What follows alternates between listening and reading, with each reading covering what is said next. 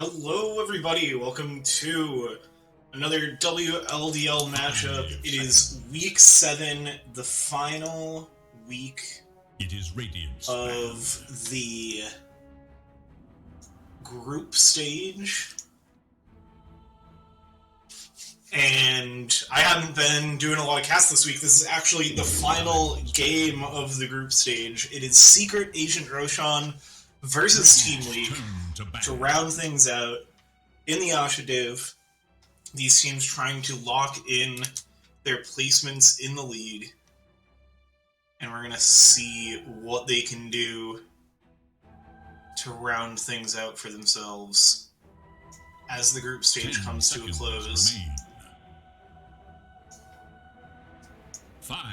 Pull up some of my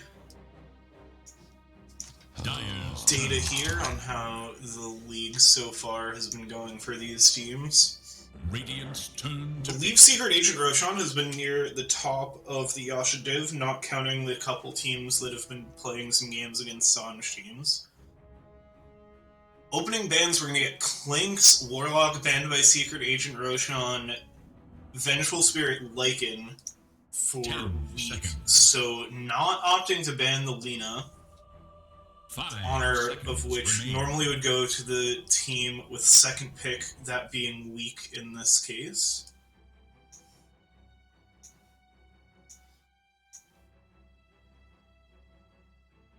Lina has been the hero of the patch. It is typically contested on first pick. Secret Agent Roshan won the coin flip. They opted to take first pick, leading to weak taking the Dire side of the map. Dire must choose. Let's see what we end up being. It's gonna be a Witch Doctor. I believe this is a Gabe Gonzo Witch Doctor. Devourer. Weak, very quickly gonna respond with Outworld Destroyer Magnus. This has been a bit of a signature for them, I believe. I'm gonna have to look quick. Yeah, this is a draft opener they've done a few times. They really like this Magnus. Bit of a specialty hero, not one that we see a lot of other players coming with. And they are going to go back for the Lina on 8 on Secret Agent Roshan. This is the latest that I've seen a Lina involved in a draft in a long time.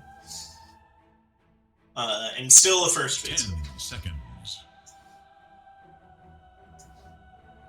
5 seconds remain. Yeah, Secret Agent Roshan, one of the teams that has gotten to play Lina a few times. 4 games, 50% win rate with it. And they do love their Witch Doctor as well. 6 matches on that hero. But you've got a pretty nice save with it, with the Outworld Destroyer. And I believe this is an offlane duo. I forget which one is the 4 and which one's the 3. With this Outworld Destroyer Magnus. But they like the setup of the Astral Imprisonment. I want to say it's a 4. It's gotta be a 4 Magnus. Yeah, you get the Astral setup for then the skewer backwards under the tower. Has been a pretty scary laning tool for this team. Radiant's turn to ban. Yeah, let's see. Secret Agent Roshan 8 and 5 coming into this match. Week 6 and 8. I think those are a little off. Let me check on the league website for 10 seconds. What their official record is. 5 seconds remain. This has Secret Agent Roshan at 6-4. That's missing a match. Week at 4-6. Yeah, they should both have one more match. Hold on. I have one more place that I can check, which I should have just started with because I'm much more confident that it's correct and reflects all of the matches played. 10 seconds and it remain. is my own spreadsheets. 5 seconds. Secret Agent Roshan I have at 7 and 5, Weak at 5 and 7. So honestly, reasonably balanced matchup between these teams. Dyer's turn to pick. Alright, so bans into the second phase. I was a little distracted looking up what their records are. We've got Axe, Silencer, Hoodwink banned out by Secret Agent Roshan. And then Drow, Razor, Bristleback banned out by Weak. 10 seconds. So yeah, both of these drafts, Witch Doctor Lina, where we can be pretty confident is a safe lane duo. Like, this should just be a lane matchup here. And so we'll see if this combo of the OD Magnus that Weak like to run is able to stand up to a Witch Doctor and Lina lane, because that can be really scary. But you do have a pretty good save throughout the game from that Astral for when somebody's getting just hit by all of the damage that both of these heroes offer. And speaking of saves, it's going to be a Dazzle, most likely your 5 position. I believe this is one of Sketty's preferred heroes. Play on that 5. 10 seconds remain. For the team. 5 seconds. It's like only played it once before in a genuine match. And yeah, that was Sketty. There's another time that it says Weak picked it, but it was one of those misfire lobbies. Radiance. The Dota buff still ends up tracking. Treant Protector. A hero we're not used to seeing this late in the draft. So I think that means... I mean, the Lina Treant lane is just, like, the best possible lane you could ask for in the game right now. It's just, like, the best carry plus the best support. And so that'll put the Witch Doctor 4, which I think I should have realized. Because I think that's where Gabe Gonzo lines up in for Secret Agent Roshan. And it'll be a Tidehunter to stand in front of the Witch Doctor. So yeah, pretty solid, straightforward draft. You get a lot of really powerful heroes. Heroes we tend to see contested. This is going to be a tough one for Weak to fight into. Tons of team fight, tons of damage to pour into that team fight with a Witch Doctor Lina. 5 seconds remain. Weak, they've got saves though, and they've got a decent amount of heal from Dazzle. They've got a good team fight of their own with the reverse polarity. It's all going to be a matter of what they need to stand up to this. Probably looking for something else pretty durable. Ooh, it's going to be a Rubik. So this is either a Rubik mid, or they're shaking up the lane that I've been talking about and not running it. Well, let's see. They have played a lineup like this before, and it was a Rubik mid 5 seconds remain. from Toasting In. So yeah, that's looking like how this is gonna line up for them. It's a game against H1. Oh yeah, I also wanted to check if these teams have played each other before, because I suspect they have, but they may not have. Dyer's turn to ban. They've not. This is the first matchup of these teams. So that is pretty exciting. And it's really useful for these teams because it means that it's one more team that they get to have an encounter with before they get into playoffs. With the kind of Swiss format that's been used this year, not every team necessarily plays every other team in their division, and so you can have some mysteries going into the playoffs as far as how you match up one-on-one with some of these teams. So, if nothing else, since these teams are potentially falling into similar spots in the bracket and in the rankings, it'll be good intel for them to see each other, scope each other out before we get into the playoff games.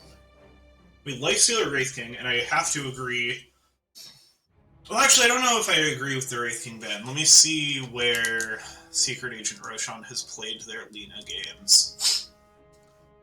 Because I have to assume this is a 1 Lina, but it looks like they have been playing it.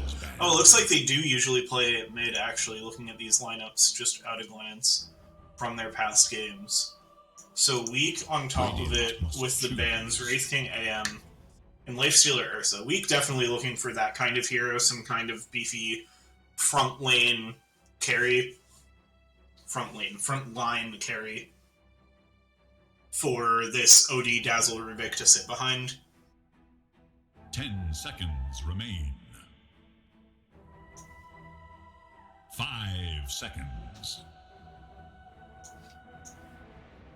Alright, so getting into the last phase of the draft. 4 melee carries banned out. Honestly, I'd expect to see... PL is still in the draft. That's something that looks decent into Secret Agent Roshan's lineup. It's going to be the Naga Siren, so I was close. They are thinking Illusions. That's going to make it even harder for Weak to find that kind of durable frontline carry unless they have an Illusion hero of their own. But with this Naga Siren picked up, it's really hard to grab a PL. Because I really prefer the carry matchup of Naga. With Lina Naga Siren, though, I mean, it's a hard ask into a Witch Doctor Tidehunter, but maybe you go something that plays really early. And you're definitely looking for more AoE damage. Maybe you just grab a Sven.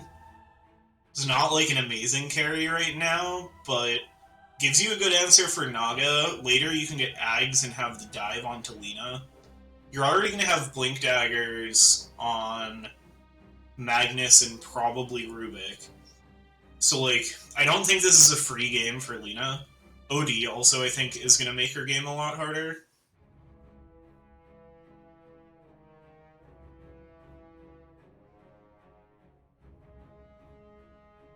Yeah, I feel like Sven is the hero left in this track. I guess, like, Juggernaut looks okay. He's just another carry that's not amazing in the meta right now. But especially at this level, Comfort plays in a lot as well. So sometimes that can take precedence. Like, if you have somebody who's super comfortable in Juggernaut, they can make the hero look broken, even though it's not meta. It doesn't feel great into Treant Protector with the Overgrowth, though. You do have that BKB Piercing Disable and the... Yeah, they are going to go with the Stun. Okay, so they're thinking similarly to me. Ultimate choice. We'll see if it's going to be enough to deal with this Naga Siren. I feel like, just based on meta, I mean, Secret Agent Roshan got a pretty picture-perfect meta draft, other than the fact that Witch Doctor is on position 4, which is a little untraditional, but, yeah, I think it's gonna be on Weak to execute this game fast, keep the tempo up, and stop this Lina Naga from running away with it. As far as hats, there's a lot of good hats all around. Gabe Gonzo always has this super sick Witch Doctor set. The Blue Treant, big fan of too. We got the Mohawk on the Tidehunter. Decent Lina and Naga sets. But Weak, I think, definitely is going to win the hats draft here. Grape a little less flashy on the OD set, but everybody else is just dripping out here. Clown has the sweet Immortal Sword. Tian has the Arcana plus the neck. Even has the Staff of Perplex, I believe. So pretty kitted out Rubik. We love to see it. Alright, we're getting right into the game now. To see where these teams are going to line up as the group stage of our tournament comes to a close. Alright, and as they walk out to their lanes, let's meet these teams. On the Radiant side, we've got Secret Agent Roshan. Their carry is going to be Super Nintendo Chalmers on the Naga Siren, supported on position 5 by Grazing Edge playing the Treant Protector. Mid lane, it's going to be 4 Fates on the Lina. And in the off lane, we've got Rufio on the Tide Hunter and Gabe Gonzo on the Witch Doctor. On the Dire side, it is weak, and they have Sketty on the position 5, Dazzle, Clown on the pause 1, Shall we? Cheers. Sven, as they smoke up, look for something. They might find, it looks like they're going to fully dodge them, so we'll keep talking about heroes. Mid lane, it's going to be Tian on the Rubik. And then in the off lane, I am fairly certain this is a 3 OD for Grape, and then Sloth on the 4 Magnus. It's like they'll come back towards the rune, and Clown is going to run up back towards their own rune, and maybe get a glance of what's going on here as they walk through the outpost. Looks like that'll give Clown enough time to dodge away, and it looks like it'll just be an even split. Weak are going to grab both River Runes, and Secret Agent Roshan gonna grab both jungle runes. So they'll head off to lane. I'm gonna kind of take the long way around, just to be safe. So that's gonna slow things down to start a little bit, which shouldn't be too big a deal. Curious to see how this mid matchup goes between Lina and Rubik. I definitely feel like Rubik has the potential, just with like Fade Bolt, to make this lane a bit more difficult for Lina than she's used to.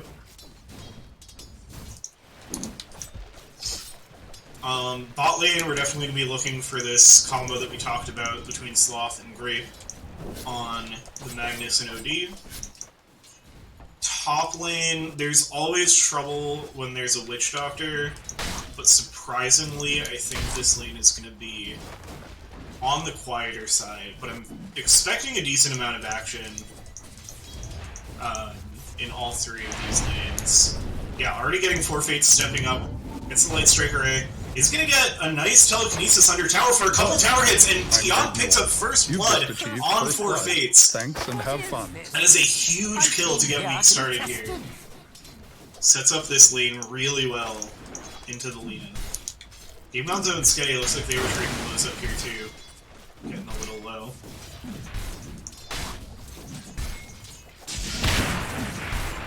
So Gabe Gonzo gets stunned up and they get the poison touch.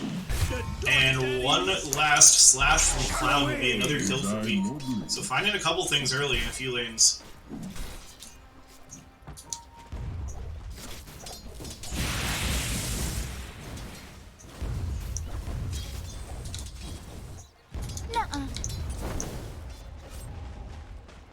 Hot side, looks like Grape gonna go immediately for the Meteor Hammer Rush. Got the boots on the Sloth. Look for a steer back, but it's gonna take a decent amount of damage from these illusions and have to back away. Upside, Gabe Gonzo returning to the lane. Looks like things will be back to pretty chill. Theon getting the bottle, looking at a null talisman, shipping out soon. 4 Fates going right for the Falcon Blade. Looks like most of that is on the way. That early mana. A little surprised to see skipping the bottle, but Lina doesn't feel desperate for it, and just getting that Falcon Blade Maelstrom as quick as possible. So now he's going to get a nice Light Striker Ray. Tion taking the damage. Dragon Slave connects as well. But it looks like from there they will split up. Somewhere, someone lays blame. And plenty of regen from that bottle. Oh, Gabe Gonzo committing crimes back here in the top lane. Double courier kill. And it's going to get the cask into the Maledict, so Sketty is going to be hurting here. Has plenty of mangoes and the magic stick, so shouldn't be feeling it for too long without too much more damage into the Maledict. And just level 2, it's not going to be terrible for them.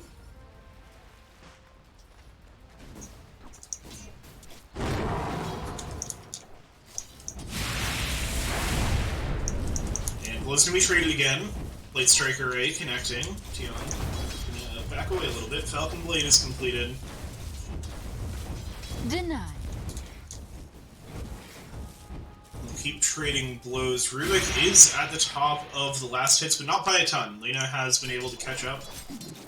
And Super Nintendo Chalmers actually is good as well. And there's the combo, the Astral into the Skewer back. They get the Shockwave as well, but it's going to be great taking a ton of damage from these illusions and creeps and being forced to back away. Meanwhile, top lane, they find the kill onto Rufio, and Gabe Gonzo could be in trouble too. Gets the stun and a couple more hits. Killing spree. Oh, turns to try to get the paralyzing cast, but it's not quite in time. That ends up being a double kill for Clown.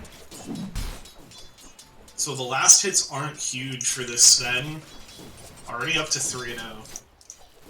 It looks like mid, Tion able to push Forfates out of this lane.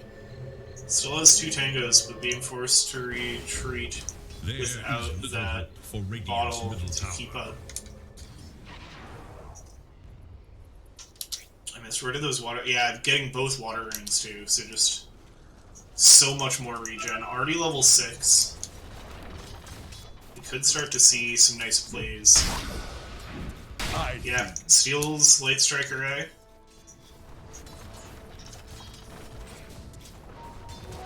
Maxing Fade Bolt for the last hits makes a lot of sense. Just curious if we were going to see like a surprisingly damaging Light Strike Array come out. Each brave courier. Oh, Gabe Konzo hit Sketty's career again. Sketty. Oh, that must have been a magic wand recipe. Probably some more regen, maybe some wards to try to de-ward this. Looks like it did not make it to them in time. But overall, still probably happy with how this lane is going.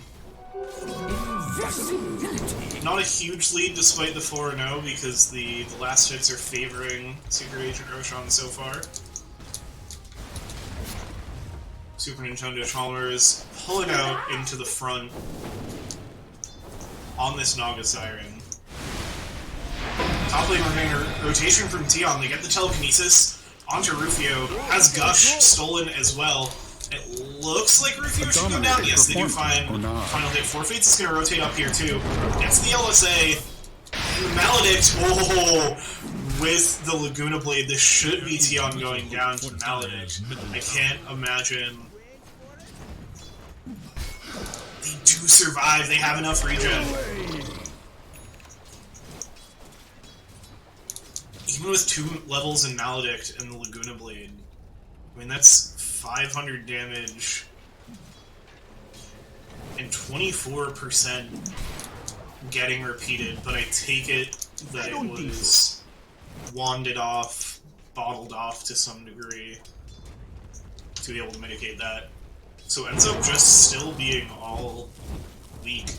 So they increase their lead to 5-0. Does slow down Tion's farming a little bit. Thanks for Forfates to catch up some. Forfates now has to be a little careful though, as the damage comes out. Kind of shrugs off the level 1 Dragon Slave.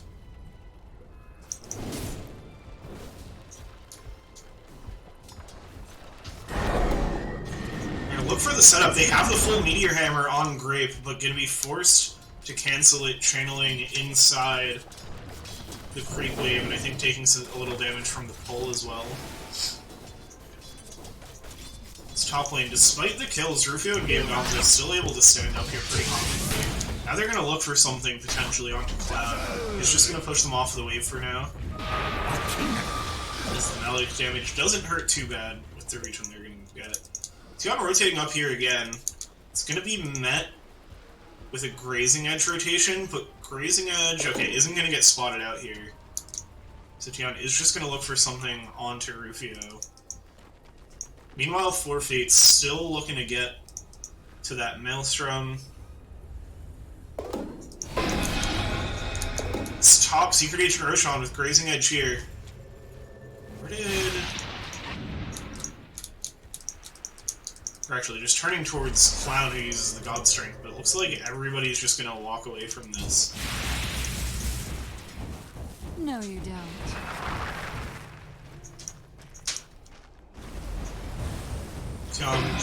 Queuing up the Aether Lens first. It's a little... the mid matchup is a little tough, stealing the spells, because they're gonna be level 1 spells for quite a while. It's still good, like when you land those LSAs, you have so much chance. Looks like Naga very far ahead on the last hits. In a reasonable spot on net worth just because of how the kills have gone, but is going to opt to move into the jungle, and it looks like this tier 1 tower is just going to fall. No real interest in defending it being shown by Secret Agent Roshan. So they didn't find the kills in this combo lane, but it was scary enough that it ends up allowing them to get this early tower, and now they're going to start getting pressure into this jungle, looking for Super Nintendo Challengers farming. Look to their middle tower.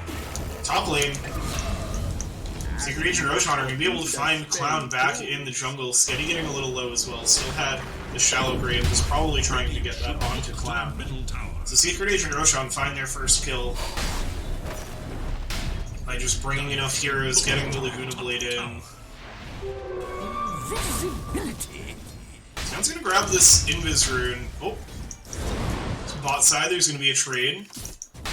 Should be a pretty good pickup.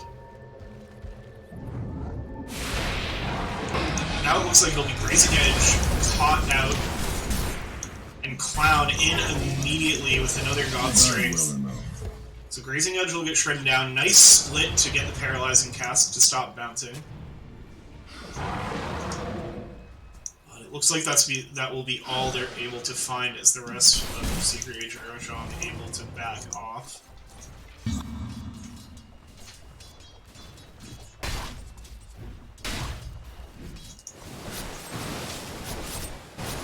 Yeah, so we had a brief glimpse of that trade of Grape for Super Nintendo Chalmers. I'm imagining that was a full combo and then just the illusions overwhelmed the OD. But not before the Meteor Hammer came down. Is under attack. We'll see if they're able to keep pressure up on this Naga. And in this jungle in general, they've got a bit of vision here, but they really want to keep finding these heroes to keep their farm down. So far, Lino not coming out of the laning stage too hot. This mid Rubik seems to be working very well for the side of weak. As far as mitigating what Alina can do to get her game started.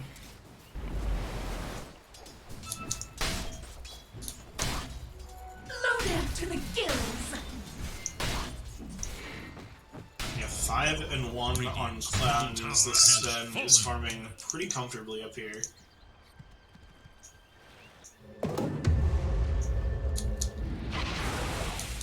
Let's see, Grazing Edge working on those mana boots. Not too far away from this Maelstrom. They're gonna go for an overgrowth into the LSA, and Laguna Sloth stepping up a little too far. Ooh, oh, it's just the Leech Seed. Still a very good spell to pick up, but Rubik definitely hoping for that overgrowth. Top side, we're gonna get the Maledict, and here comes the Death Lord. Damage pouring out on Clown. Is this going to be enough? Going to turn and get the stun. TP home, this could be too late. No, isn't in the fountain. Oh, but survives anyway. Oh, that's so scary. I imagine that was just a quick map click and didn't quite connect with the fountain. One more Maledict to would have just finished off Clown. And now, with the Sven pushed out, they're going to bring 4 heroes out here trying to get this top tower down. They still have the fortification. Meanwhile, Weak thinking about moving into this jungle. Feels like they want to make a move. Yeah, they're going to smoke up. I think they were just waiting for everybody to be ready. So they see 4 heroes up here taking this tower. They're going to try to find Super Nintendo Chalmers, and it looks like, yeah, they'll be spotted by this ward and just vacate the area. But stops to farm this mid-wave. That's going to be a problem as they get the Astral to start the setup. And nobody's going to be here. There's no mid-tower. So it looks like this will just be Naga Siren falling. A really nice smoke gank by Weak. Gets spotted by the ward, but still able to follow through on it.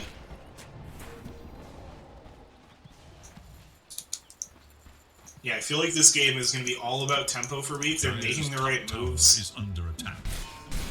They're finding the Naga, but still leading the net worth charts because of just how well this hero farms. And it looks like we've got the Maelstrom on the way for Luna, so now it's kind of the same game, but doubled, of there's these two cores that you need to stop from farming too fast. I'm gonna spot out Grazing Edge, throw a stun their way.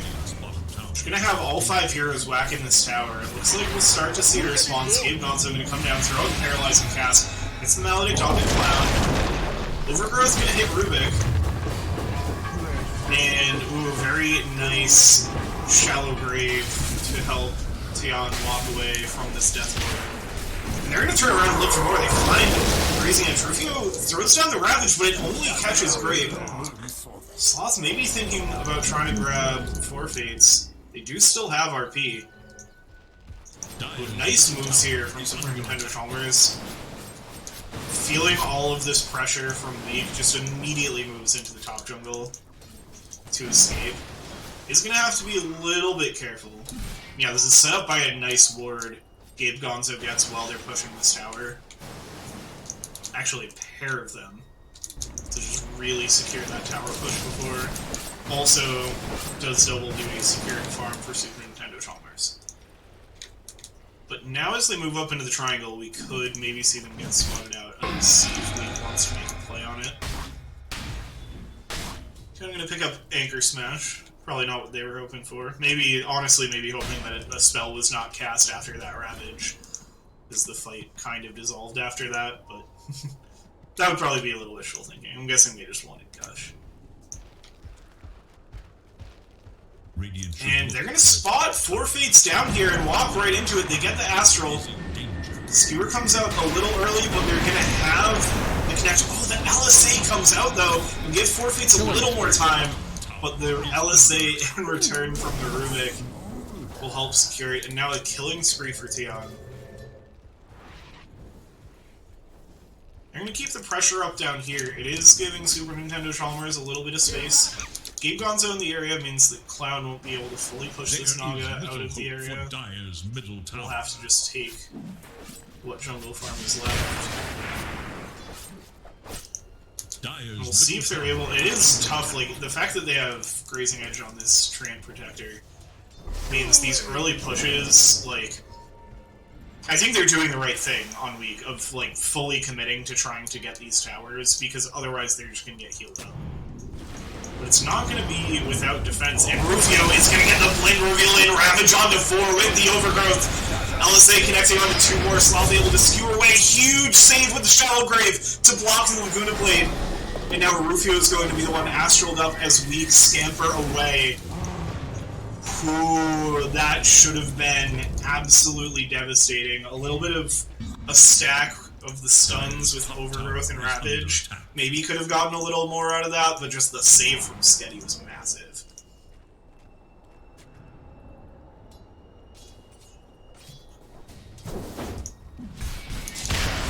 Clown is going to get spotted out, and with the LSA and Rufio, oh, that damage is just overwhelming.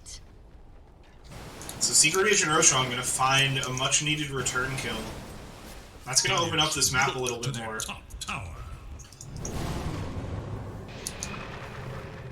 Yeah, ever since Super Nintendo Chalmers started moving up here, we have not followed that movement. They're still occupying this side of the map, which is good for them, because it is locking down part of the map, but Naga is getting away with one for it. They are going to spot out Grazing Edge here with the Tinker Lord. Has felt possibly more like a Treant Lord lately, with how much this hero is getting played. This Nature's Grasp must do an absurd amount of damage with Arcane Supremacy. That should help! Sloth is topside, looking to defend this tower. Gabe Gonzo honestly has a chance to pick up a kill here. Maybe he's getting spotted out, but I think his Actually, just fully out of vision. Oh no, might walk into Clown here, though.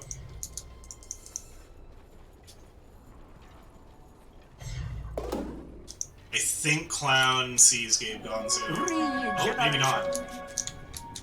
Is gonna turn away. Uh-oh. Now Tion sees them. It's actually gonna get the telekinesis away with the Maledict. Yeah, they're gonna commit the Death Lord. Oh, is able to step out of vision, and now Clown is here with the stuns. Actually commits the God Strength, which feels a little unnecessary for that pickup. Maybe more heroes are behind them. Rufio now maybe in some trouble, but they get the Overgrowth to get their Tide Hunter away, who does have Ravage available for this next engagement. So you have looks at items in a bit. Grape working on the BKB. Tion working on the Agnum Scepter, double up on those stolen spells. Sloth has something coming out here. That's the Blink Dagger for the Magnus. That's a really big timing. Top lane, though. Clown and Super Nintendo Chalmers going at it, and Clown finding out just how far ahead this Nugget is. Lane forfeits, gets killed. Huge RP onto 2, though. With a scoop backwards, not a lot to follow it up, though. Grape is low, and it's going to be Sloth that ends up going down. Playing Dota 2. It's the right idea, but unfortunately not the damage to follow through with it. Was Tion going to snag a double damage rune? Is going to get stunned up with the Death Lord. Still a lot of damage hitting Tion. I think with that Maledict, it's going to be too much. Excuse me, who's Naga's Radiance? This is a spicy bit. Dire's top tower is under attack. I guess kind of instead of the butterfly, or maybe eventually in addition to it, just getting an option for evasion earlier, and it's gonna bring a lot of damage to these fights. So now Gabe Gonzo. Maybe stepping up a little too far, but it looks like the Paralyzing Cast Is under attack. So let them get away. Rufio's picked up the Shard, the Tendrils of the Deep, on Tide Hunter, so now has a more frequent stun available. Looks like the BKB is on the way for Grape. That's going to be an important timing. Yeah, this Radiant... I mean, I have to imagine that's why Clown ran into this Nugget and didn't find the kill they were expecting. It's because this Radiance is here. A fountain which my matriarch will prize. So, looking like that evasion is coming in clutch to survive the damage coming out from this Sven. Sven himself is rocking the Crystallis with the Echo Saber and a Morbid Mask. Looking towards a Blink and Shard. And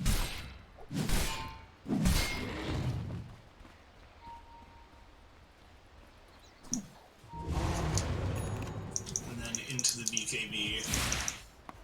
Still a bit of a ways to go. I mean, this net worth chart just looks ridiculous. Gonzo is going to find Clown farming here and has Death Ward available again. Fates and Grazing Edge looking for more potentially. Just gonna pick up some wards. Rufio, 2,000 golden bank, nothing queued up yet. Steady, finish the mana boots, thinking about next item. Is that BKB, something on the way out for Sloth. It's just a Felis job.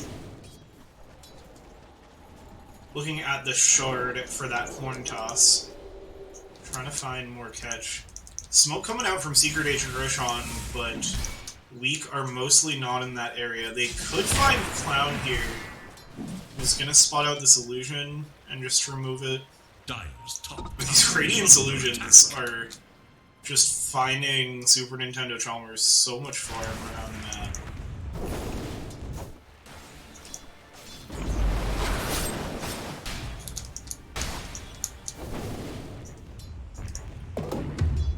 It's like Weak potentially looking to defend this tower, but there's 4 heroes here, including Overgrowth, Ravage. No Blink Dagger quite yet for Grazing Edge, working on that next. Looks like it's going to be Grape.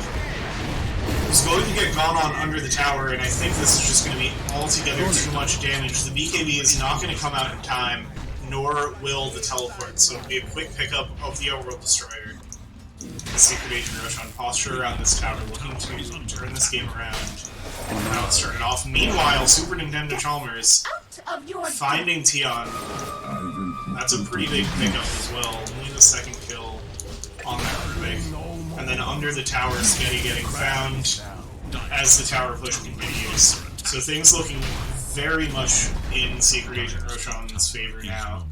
BKB ready on 4 Fates. So we were finding some of that early game pressure, but this draft is just too much.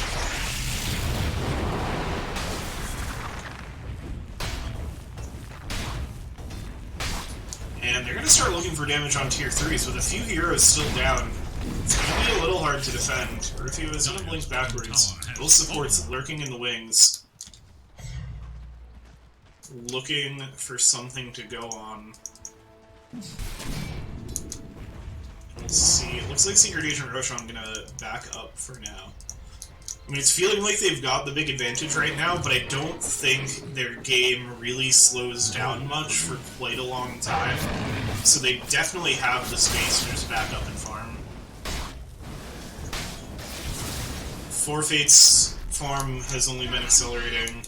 Did opt to go the power shreds. We most often see the Boots of Travel to take full advantage of the percentage move speed buff on Fiery Soul. But 4 Fates not feeling like it's as necessary in this game. There isn't a ton of chase on the side of weak. There is a ton of catch, though. Like, just so many stuns, Astral, working on an Ags for that Astral upgrade. We've got the Hex now on Dazzle. That's going to be really big when it shows up. Also is a really nice way to clear out the Naga illusions. This is something I did not think about in the draft, but is actually potentially very troublesome for the side of Secret Agent Roshan as this game goes on, is that Dazzle can just full clear a group of illusions with the Poison Touch shard. Big smokes up and they're going to run into Rufio, but there are friends in the area. Meteor Hammer's going to come out, they get the skewer backwards, and they're going to commit the RP to secure this kill. LSA is not going to be enough for the save, but with Overgrowth, ooh, nice Shallow Grave once again, and now Clowns is in with the damage onto 4 Fates, so the Lina will fall. Town getting low, but does not go down. So nice fight for weak, but in the meantime, Super Nintendo Chalmers full hard on this Naga. Oh, here's the Hex we talked about, though. All of the illusions are gone, and they have the disable to lock down the Naga Siren. If they can keep her stunned, she can't sing. Oh, is maybe gonna have it to be able to escape here. No, ends up going down to the damage. Gabe Gonzo is going to pick up a kill on Sloth in return. Potentially something on Clown. It looks like the Fountain Regen will be enough to survive. So some very important kills for Weak to stay in this game despite losing their first Varric. We'll see what they're able to do to get some map pressure back after this. So yeah, 4 Fates, they've got this outpost. You're just going to immediately teleport right back into the Dire jungle. They've been controlling this part of the map on the Radiant side for so much of this game. And that's how Naga is just astronomically far ahead in this. Oh, Clown gets a very clean blink away before the damage comes in. Well, they are going to spot Skitty stepping up here after the outpost take, gets the Shallow Grave, and is just going to be able to TP away. Gonzo throws out the Death Ward, gets some damage, but now Clown's in on Peter Gonzo. Skitty actually goes down to the Maledict damage in Fountain, and Tion dies as well, but can they get the return kill on 4 Fates? BKB has already been spent. Stuns all around, just able to dodge the Meteor Hammer, and now they're going to turn around with the Maledict damage. It's all too much. 2 more kills for Gabe Gonzo. It's a full team wipe out of nowhere. So that's going to turn into an outpost. More tower damage. Rufio's just been slow pushing this tower alone down here. They're going to look at this barracks. They're going to look at the mid lane. Maybe you can think about Roche now. probably feeling like they don't even need it, which I don't know if I agree with, but I would understand feeling that way.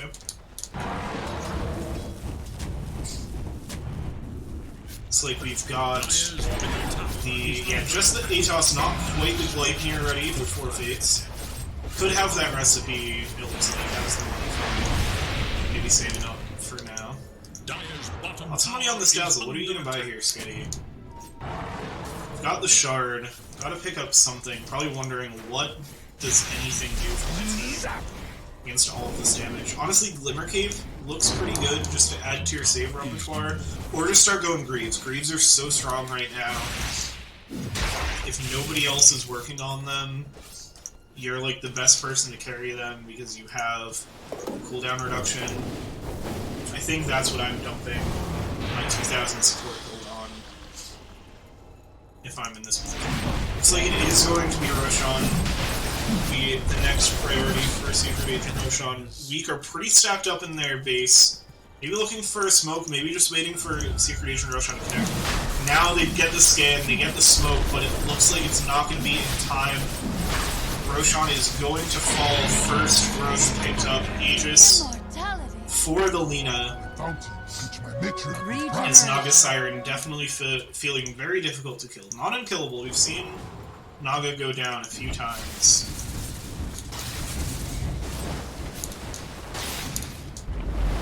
But this Aegis is going to somewhat secure Secret Agent Roshan's push into the Dire base.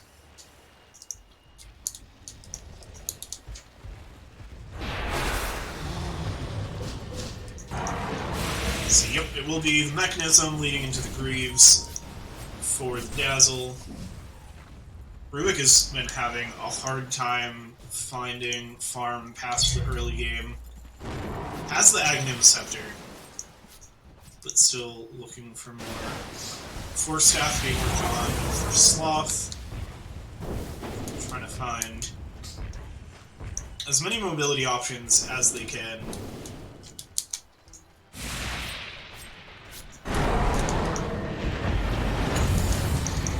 Right, now they're going to look to commit onto Lina, but the BKBs are going to be committed both ways, and that'll force Weak to back away. So if they'll try to just chill, let that BKB run out, that does mean now that the Lina is potentially vulnerable to go down twice, with the BKB committed to avoid the Meteor Hammer. Top melee barracks are going to go down, they're going to get an Astral onto the Naga Siren. Oh, they got a catch! Oh, Rufio immediately responds. And now the LSA onto 2, but they will find the Aegis, getting a buyback immediately. A second Ravage? There's already a Refresher Orb on this Tide! That comes out of absolutely nowhere. And that's going to set up, despite Rufio going down, just a full team wipe, even into the buybacks. This could just be the game off of that Refresher Orb. Middle tower is under attack. It's certainly going to be some more barracks. No buybacks remaining, only the ones that have been used. Sketty and Sloth are trying to find some way to keep this game alive. Dire's middle tower is under attack. Four Fates just immediately going to turn towards those tier 4s. So Nintendo Chalmers wearing down the last tier 3.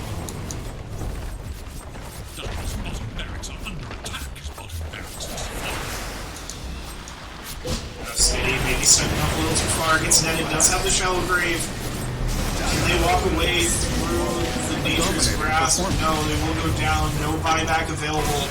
Clown trying to bring down Super Nintendo Chalmers, but the damage from both of these heroes is so overwhelming. Oh, the RP doesn't quite connect onto the real Naga, but this could finally be a kill onto Four Fates if they can find it.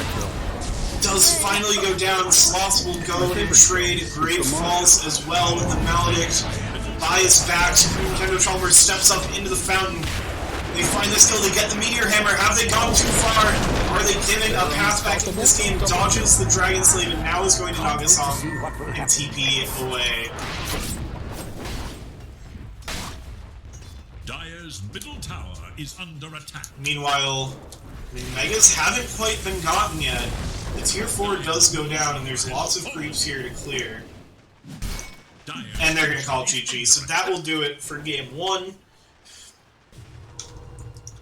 Secret Agent Roshan taking it. Their draft overwhelming. The farm they can find.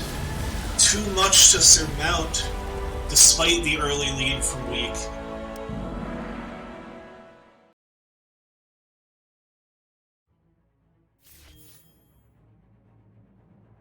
And I want to see... Yeah. I love this little, like, slight lead for week. Even when they had the kills, you get this win probability that has an inkling of how this game is going to go. And then it's like, okay, no, week's getting a pretty good lead here, and then Super Nintendo Chalmers is just able to escape. I mean, look at that. There's like 9 people playing a game of Dota here, and then Super Nintendo Chalmers just completely in a world of their own as of, like, 12 minutes. Just an insane amount of farm. I mean, it felt like we were doing everything right. Just the movement from Super Nintendo Chalmers, the fact that we weren't able to fully secure their own jungle, and that became a safe farming space. Like, they had exactly the game plan in mind. They were trying to shut out the map. They just didn't quite have enough to be able to do it. And then that farm started the turnaround. And that's the other thing I need to look at, is when this...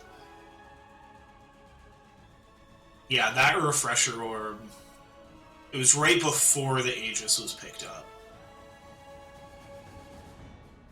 So they had it in the Roche fight. It was on deck, ready to go. I can't believe how quickly that comes out. It's literally just Mana Boots, Blink, Shard, Refresher.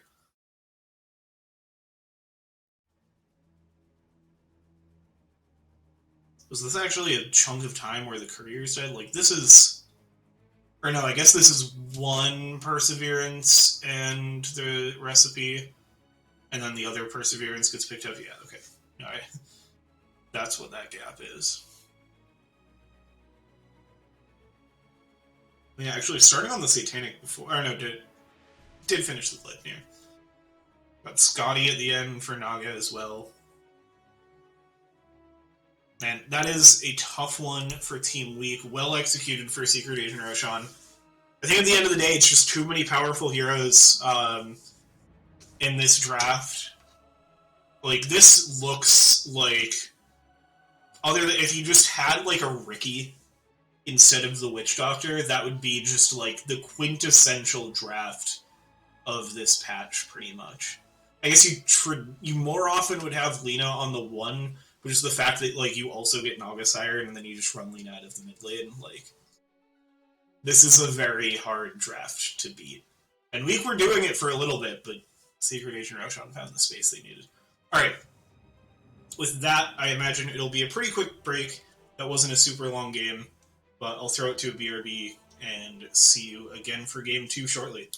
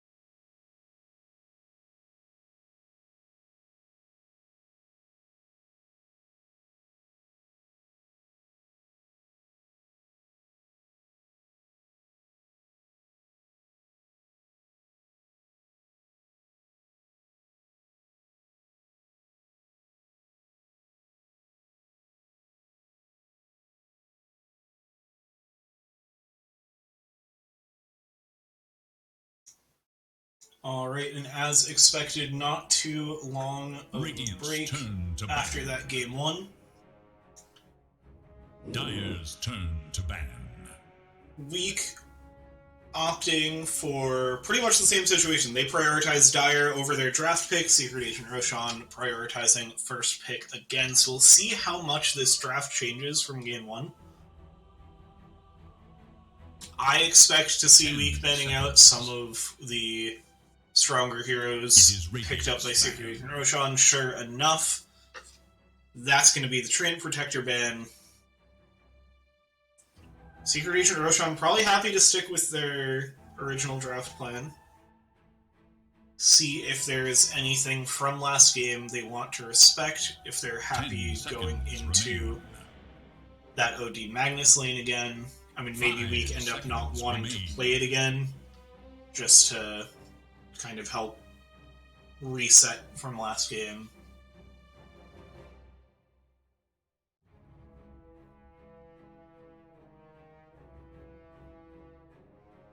Yeah, they stick with the Clinks ban and the Warlock. I forget if that's who was banned game 1 last time, but that's been one of Week's favorite supports to play, and yeah, they have had some good success with the Clinks. And Week will go back to the Lycan ban. So Lina going to get left in once again. Week was not feeling like that was the biggest problem for them last game. I mean, on paper, it certainly looked like it was the Naga. Witch Doctor. And Secret Agent Roshan, I'm going to go right back to the first pick, Gabe Gonzo Witch Doctor. Maybe here we see Weak pick up the Lina.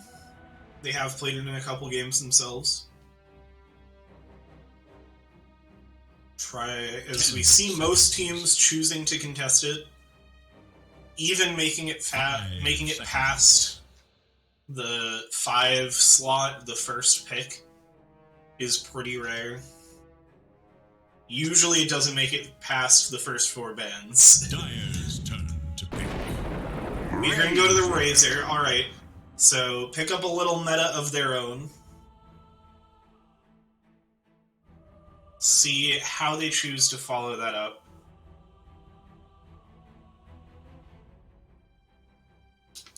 Ten seconds remain. 5 seconds remain.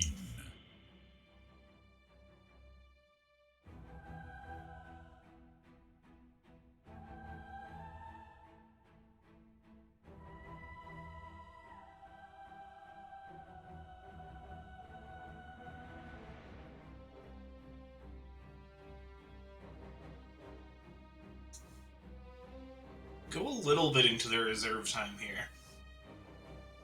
I think the biggest question now is, do you want the Lina? Maybe they're thinking, do you want something? I guess you know that Secret Agent Roshan prefer playing the Lina mid. Radiant must choose. Earth Shaker. Interesting. Razor Earthshaker. So I imagine this is a lane, but let me look at where they've played their Razor before, because some teams like to move it around. 10 seconds. But I think it's 5 still seconds. an off lane. Yeah. They've played it on the off lane. Have they played the Shaker? They have not. Radiant's turn to ban. Silencer. Ooh, and Secret Agent Roshan going to go with the Silencer over the Lina this time. I think this has the potential to move. Dire's turn to ban. They've played it once. Because some teams will play this mid.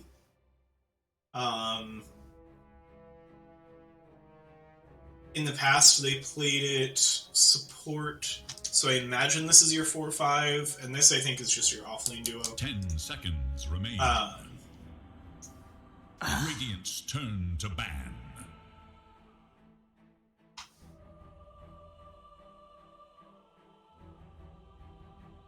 Alright, Hoodwink, Drow, Ranger. These are looking similar to last game's bans. I'm surprised how far we're seeing Lina make it in the draft, honestly. Maybe just neither team is interested in 5 seconds. dealing with it right now. Secret Agent Roshan want to try something different, just to, you know,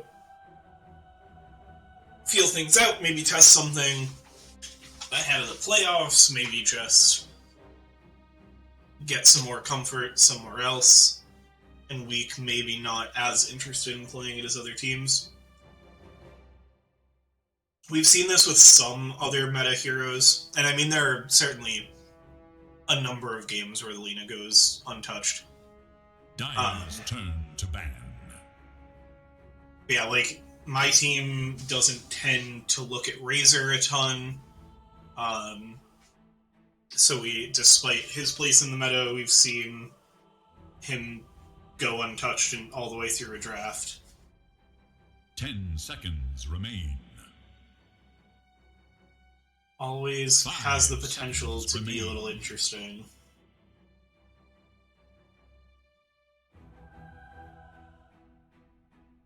It is Radiant's ban. We gonna stick with the Bristleback ban.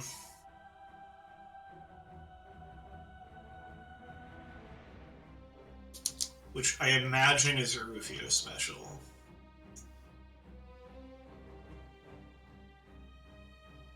Ten seconds. 5 seconds. Yeah. This is a hell of a draft. The other time, the one time they got Bristleback, Lina, Alchemist, Bristleback core lineup. They did not win that match, and I have to imagine it had something to do with them finding difficulty farming with those three heroes. Alright, Ursa Ban going to come back out, this time even earlier. Jakiro as well. 10 Take away some seconds comfort remain. for Sketty. Silencer is also going to 5 make it a lot harder seconds. for like a Dazzle to play, so I wouldn't be surprised to see Weak look for something else in their 5 position.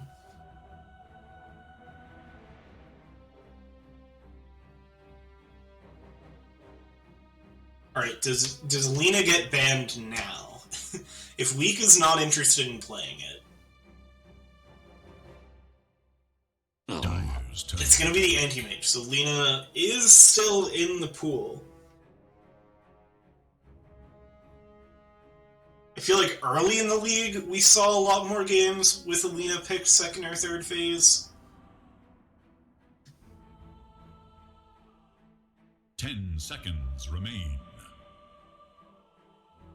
Yeah, I don't know. I don't know if either team feels like it's 100% what they want to do, especially with this Silencer. You probably don't love that lane now.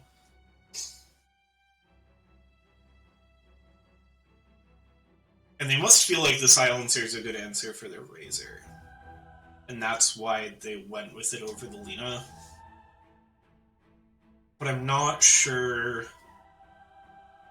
I mean, I guess just as a support that sits farther away, but like as soon as a Razor gets on you, Radiant's turn to pick. it seems difficult. Shadow Shaman. We're gonna go with the Shadow Shaman, so even more lockdown for this team, which I like to see. Doesn't feel too bad to play into the Silencer. You throw your ult down, it's already spent and keeps doing its damage into the global. Can't channel your stun, but 10 seconds. you're pretty okay with that. 5 seconds remain. Radiant's turn to pick. Vengeful Spirit going to come out for Secret Agent Roshan. This is one of their favorites to play. Up there with the Witch Doctor, 6 games played. Also, interestingly, it makes it a Silencer core, which I suspected could be possible. Night Wasn't sure. And then Stalker. they're going to go with the Night Stalker. Some teams have run in the safe lane. I assume this will be an off lane. But we'll take a look. Let's see. They've run it twice with Pudge, which does not 10 help me answer my seconds question. Remain. Okay, there's a middle Pudge 5 seconds. and an off lane Night Stalker. Radiant's turn Yeah. to ban. Life Stealer. Weak gonna grab the Life Stealer. I don't know if I love this pick. I mean, gives you... Normally you see it into more durable heroes. Which right now, Secret Agent Roshan are pretty backline heavy, except for this Night Stalker, who's going to dive really far forward. It does mean you're not relying on a ranged position 1 that has to worry about getting dove on by a Night Stalker. But... 10 seconds remain. 5. Yeah, I don't know how much a Life Stealer, gets to do. Also has to be sure to get the rage off before the Night Stalker is on top of him. Or the silence is going to prevent him from being able to rage. You get a really nice interaction with the silencer of a long amount of time that heroes will be silenced when Night Stalkers are running around at nighttime. And you get that double damage from Curse. Because it's on a silenced target. 10 seconds. Viper Shadow Fiend going to be the bed, so I think Secret Agent Roshan looking at ranged cores that are going to sit behind this Lifestealer.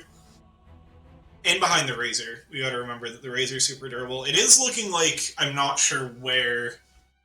Well, no, I think Secret Agent Roshan does have a good amount of damage. To pick. Not a crazy amount of damage from any of the... I mean, Witch Doctor does a ton of damage. Silencer's damage adds up. Venge has the nuke with the stun. I'm trying to think of how they like deal with Razor. Elder Titan. Okay. This, I think, is only being picked here because it is one of the heroes that had not been picked in the league yet. This should leave... Yes, so this leaves only Meepo as an untouched hero between picks and bans. Batrider and Meepo, the only other unplayed heroes. We're finally getting an Elder Titan pick. I don't know how it fits into this draft. This feels pretty memey out of Secret Agent Roshan, I'm gonna be real. I mean, I guess you line up Night Stalker 1, ET3. We're just gonna go with the Zeus. It is gonna be the high damage backline hero that Secret Agent Roshan had in mind with those last two bans, but they were looking more right-click focused. They go all in on the magic damage with the Zeus. I do like this pick.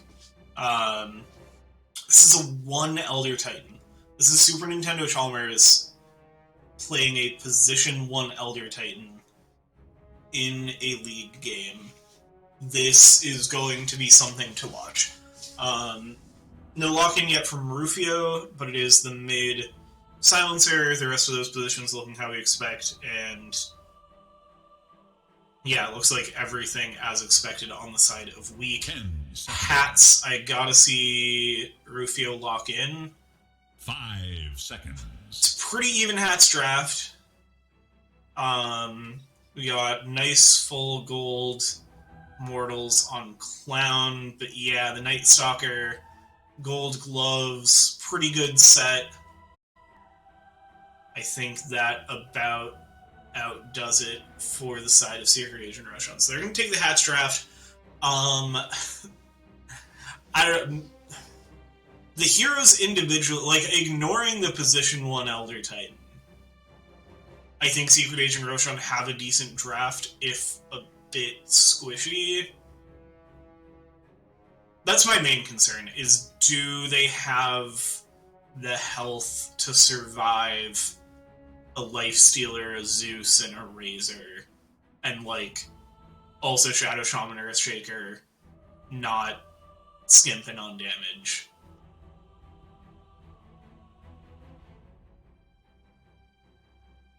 I feel like the much more straightforward draft from Weak is going to give them the advantage.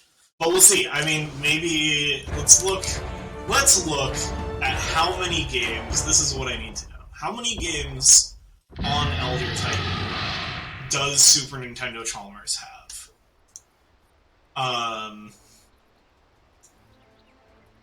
Because that's really going to be, I think, the decider for me. Sorry, the frame rate's going to suck a little bit while I look at this.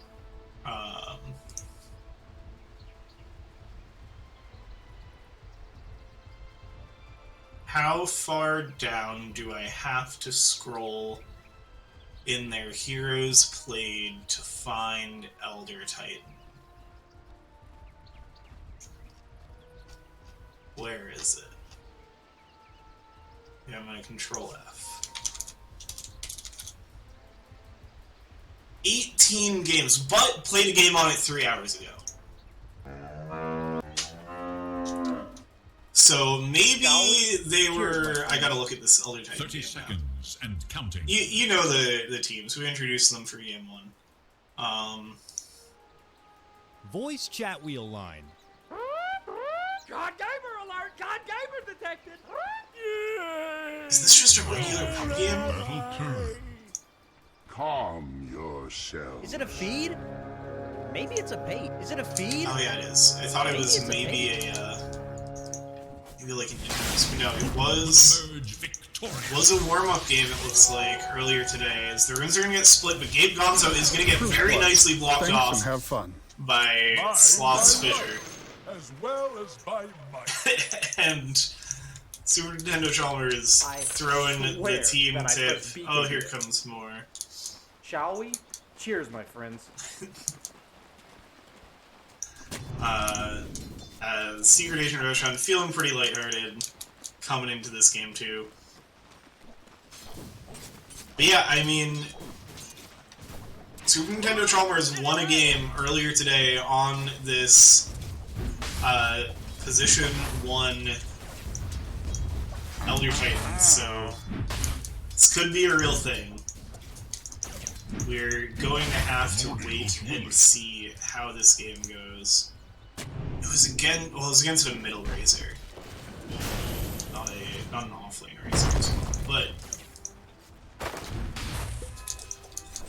maybe that plays into why they pick it here, or maybe they're just trying to meme and fill out the heroes played on behalf of the league.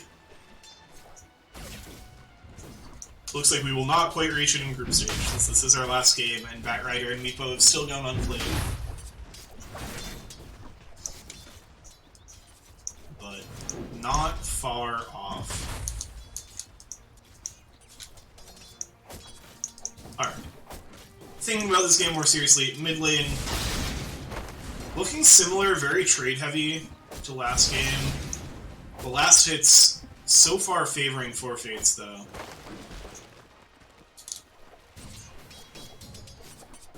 I like this sword cosmetic on the silencer, because it looks reasonable when he's just standing there, but then he just throws a sword. Or eventually many swords.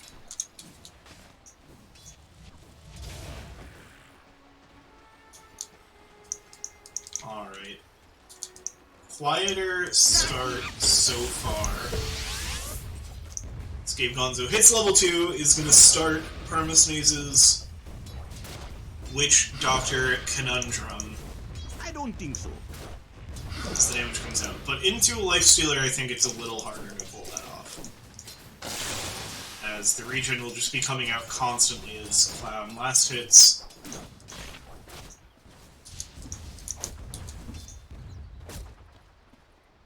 Mid lane, gonna keep trading, still pretty even. I'm curious what Tian is gonna go for the bottle for Fates. Once again, not preferring the bottle and going for another Falcon Blade Rush.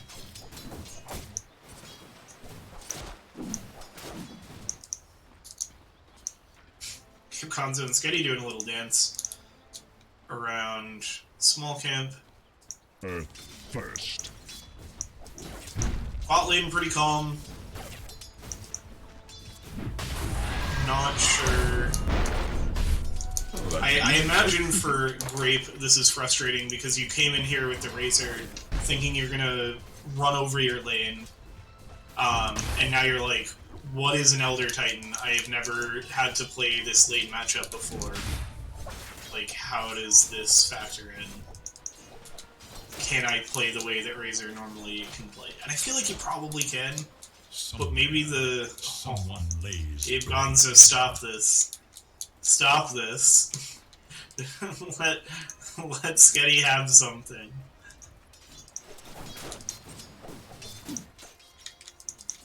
Yeah, alright, I think it's starting to look more for Fate's favored in the mid lane. Although they are going to start trying to do Razor things, so they get a fissure into a static link.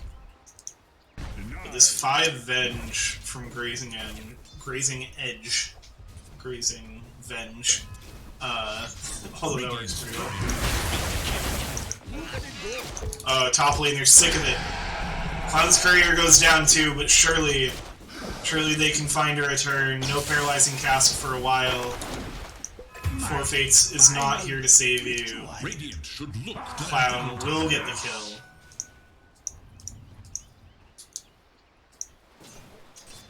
Meanwhile, though, Rufio, in the time of their life, farming alone up here top.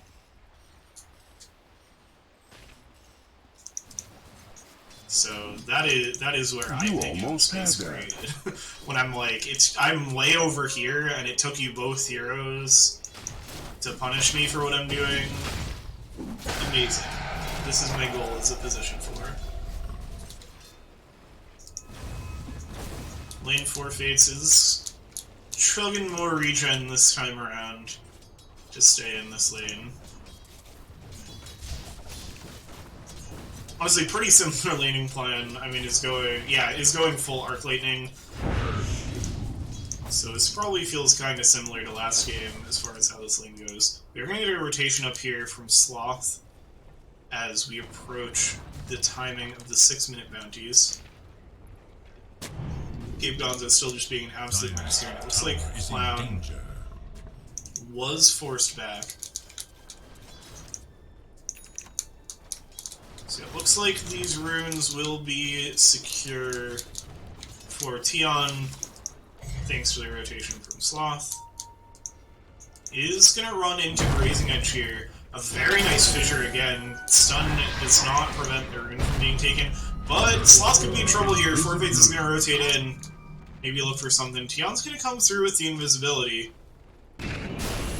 As another stun comes out from the magic missile, and that will be enough damage from this arcane curse to it for the mid silencer.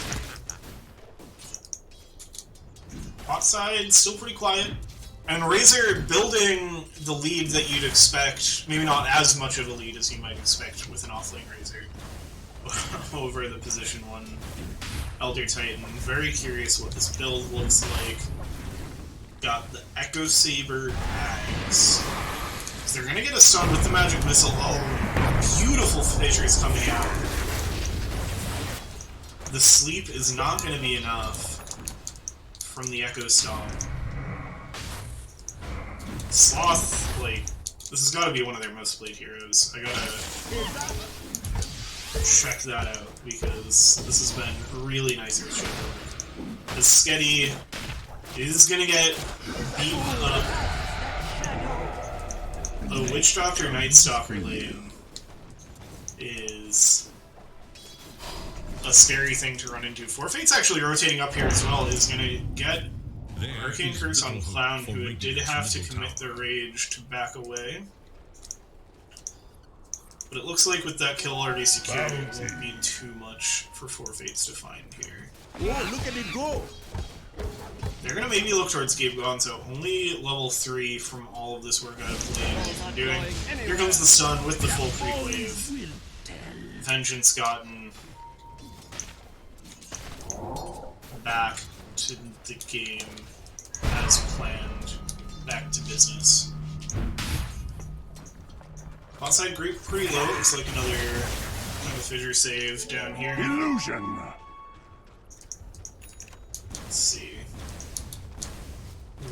else we got going on for items. Mana Boots ready on the Razor and on the Earthshaker. They're having a good time now. Rage gonna get committed again in the face of the Maledict. Skitty gonna step up, but the Dark Ascension is available. So just gonna be a little bit of harass hanging on to the Shackles for now. No crippling fear levels yet, so it makes it a little harder to dive. With that ult, 3 points in Void, so it's gonna hurt some people. Mid lane Forfeit's chasing under tower towards Tion. Gets one more Arcane Curse out. It's gonna be bot side where Great finds a kill. It's like off of the fissure. Yeah. Just a fissure static link, I imagine. Oh, I had the Storm Muse there too, of course. Could have told you that as soon as we lifted the run, and I just didn't.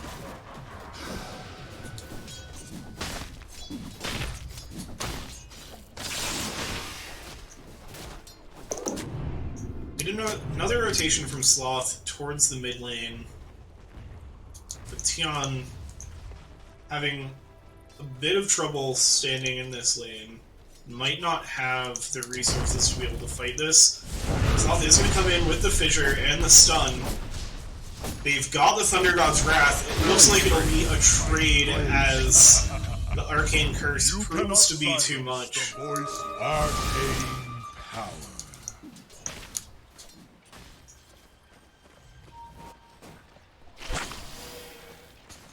Alright, so despite how the lane's been going, this is actually, I mean, maybe off of that kill in particular, this is Tion on the top of the net worth, followed by Great.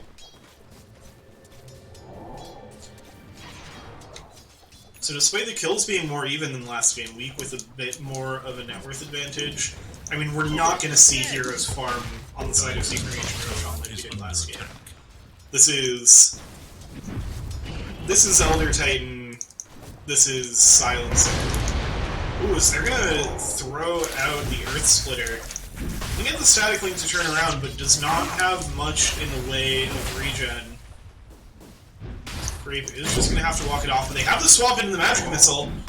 Nintendo Chalmers stepping back up, but it's actually going to be Venge that's the first to go down. Here's the Echo Stomp, though. Gonna walk right under tower to find this. Gets the last bonk of the staple gun. And finds the kill, so 1-for-1 trade. It's gonna feel pretty good for Super Nintendo Chalmers, so we get more into the mid-game of this match. Orphate's gonna make a rotation up here, gonna get spotted by both supports. They've got the Shackle into the fissure. Gabe Gonzo is going to come in, and here's the global. Will that be enough to set things up? Doesn't have Death Ward yet, but the Maledict is going to be enough damage to bring it down to... Hello, this is Gabe Newell. Including Clown, and it's going to be hard for Skitty to get away. They've got the Crippling Fear. Raising Edges here as well with the Magic Missile. This is going to be 3 kills for the side of Secret Agent Roshan. 2 go to Gabe Gonzo, 1 to Rufio. Radiant should look to their middle tower.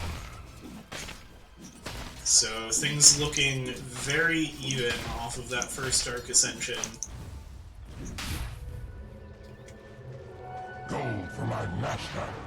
Alright, we've got Mana Boots Kaya ready on Tion. Looking at the Shard next.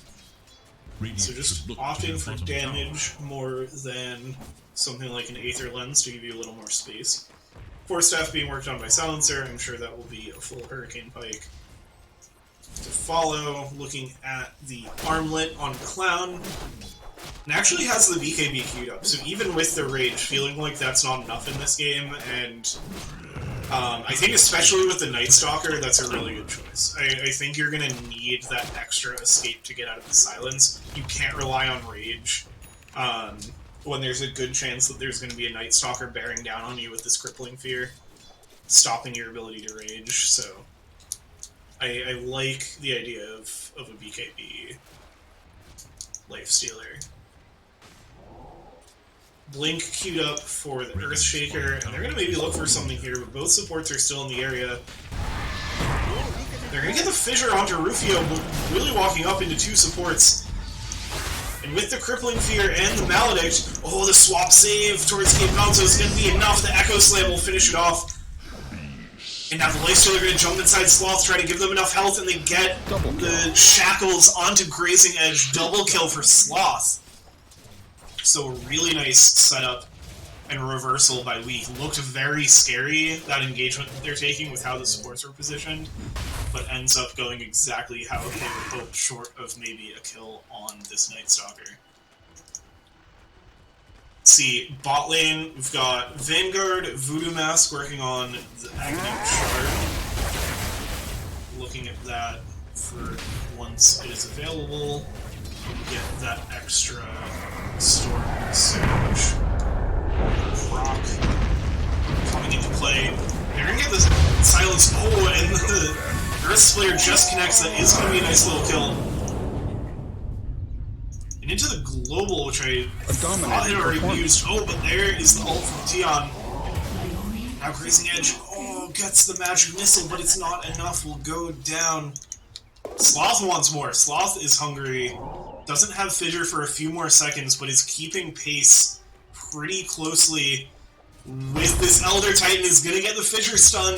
Can they find more? It doesn't look like they'll be able to. Thunder God's Wrath already used, and still a ways away from Aghanim Scepter, so no more options to get more damage there, but it's at least going to force them back from farming. And that's also going to open up things for Weak to look at this bottom tower.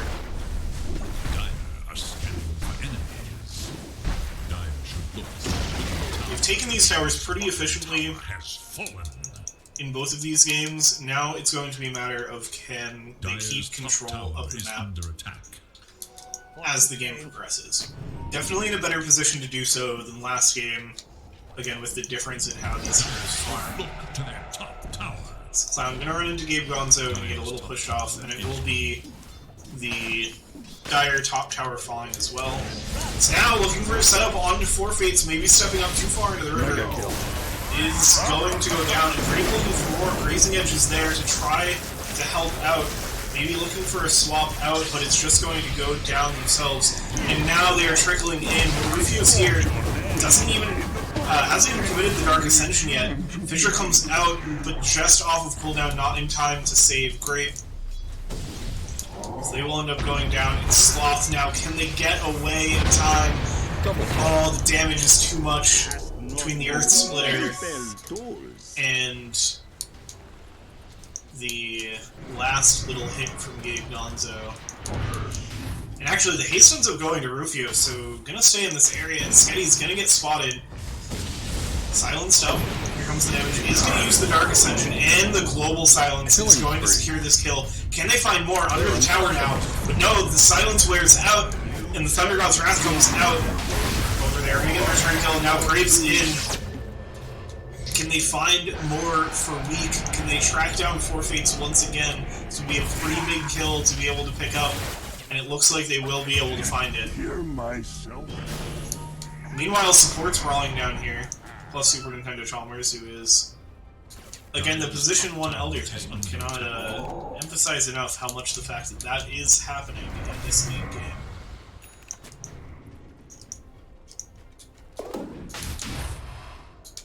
Grazing Edge working on that Aghanim Shard, one of the popular ones to rush first item because of just how good it is.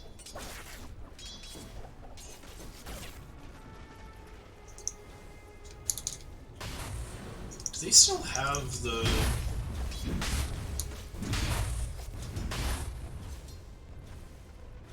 Okay, yeah, he doesn't have the shard yet. I thought I saw that swap ability in his... Or honestly, not sure what I've seen. Now they're going to get a swap on a Grape.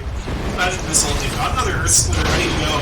There's just so much damage. They're going to use the Death Ward too to make sure this goes down. Somehow Grape still gets a kill on Grazing Edge, makes it a trade, but now Sloth will fall as well. So it'll be 1 for 2. Things still looking pretty good for Weak, though. Clown has been farming pretty uncontested for quite a while. Gold for my master.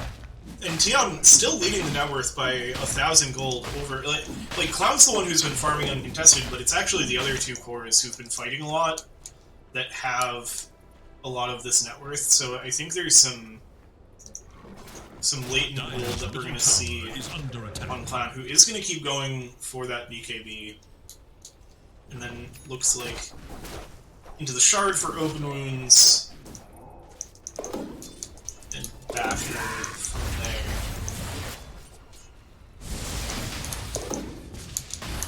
Got it all planned out.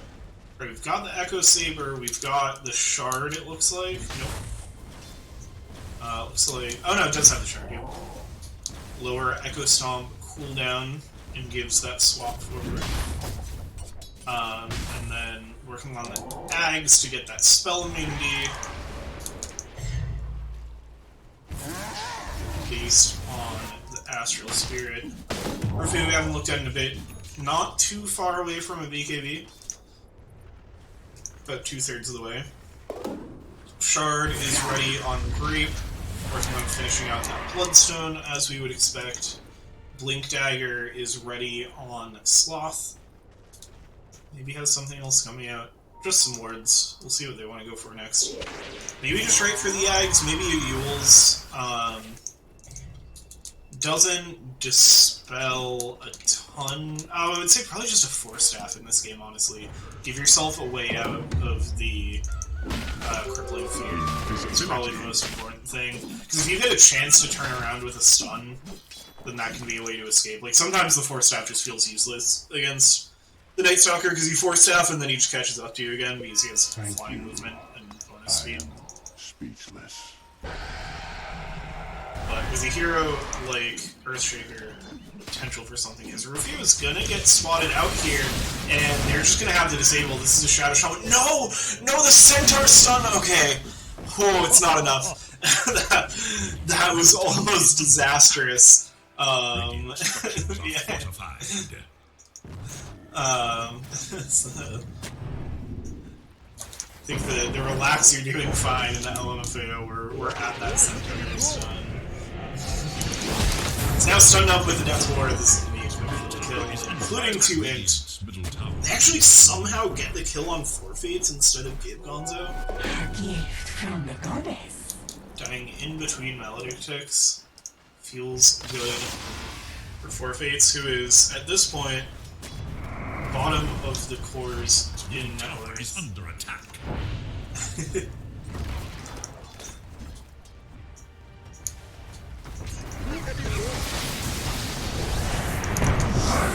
Now they're gonna commit the Echo Stomp into the Global and the Earth Splitter. That will be a nice quick pickup on Sketty, but maybe not what they were hoping for, with Tion in the back there too. Grape sitting up on this high ground, maybe looking for something.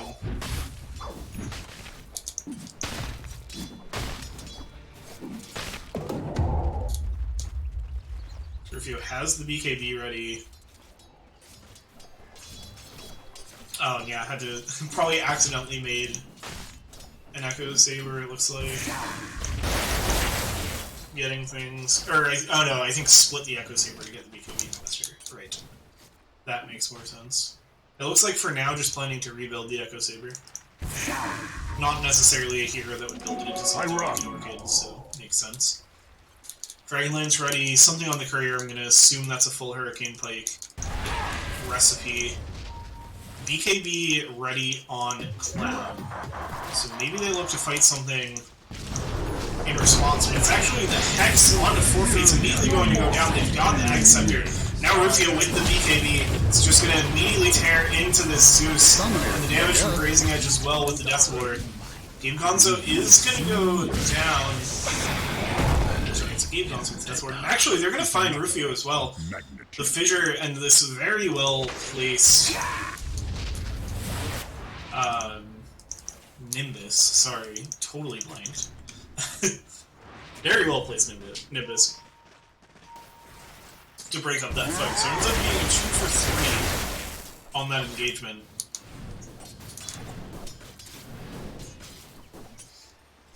And yeah, that's just more time for Cloud to keep farming. I mean, we'll see They get some gold out of that, but more gold goes to the side of Dire. Zeus, despite going down, still kind of benefits from that overall, less so on the XP side of things. And yeah, Clown has now almost fully caught up, just short of Tian, after being one of the lower cores in the game, has just gotten so much more space. Like, this is what Week was looking for last game. This is them getting their space to farm, getting the farming advantage. Sacred Agent Roshan not having the heroes in their draft this time to zoom out to a huge lead to start things off. Gold for my forge. Alright, Ags is ready. It looks like the Echo Saber broken up. We had a lot of Echo Sabers in this game.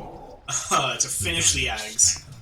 So that's going to be effectively a little BKB. Favorite. As the scan is going to catch 4 Fates, and we are going to look to make another play. 4 staff away is not far enough to escape the Fisher, but a nice swap to get out of the Nimbus. And the Global is just going to be a big disengage there for Secret Agent Roshan. So they escape with their lives. Bloodstone is ready on Razor now. Has the Boots of Travel in the queue.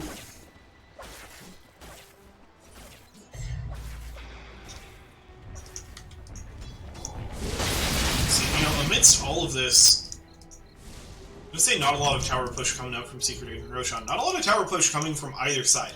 We've seen fights happen here, despite there still being half of the tier 1s in the game and all of the tier 2s in the game. We've, like, multiple engagements have been taken around this ward spot. Like, neither of these teams are tower takers. So it's just going to be an all fights blood match. Speaking of, it's like the Fissure Nimbus is going to find another one, but oh no, now Cloud is in trouble. They find what they want on the smoking. Just immediately rage TP. No, they cancel with the swap. Going to have to use the actual BKB now, and help is going to have to come in. They get the disables onto Rufio, and the escape into Sketty. Jumps out, but is immediately met with the Earth Splitter. Fissure catches Grazing Edge. Dark Ascension is going to come in. Now Brave is in on the back line. Already 2 kills found. It looks like it'll be another with 4 Fate. Double kill. Super Nintendo Chalmers gonna retreat away with the Astral Spirit spell immunity. Sloth is just barely not going to tick out to that Arcane Curse. So a very, very nice fight from me. Huge save to get Clown out of there. Like, we saw really, really great Shallow Graves out of Skitty last game. But even without a save spell like that, still finding ways to save their team. Maybe stepping a little too far forward and almost able to get out of there. The Death Lord does have to be committed to track them down.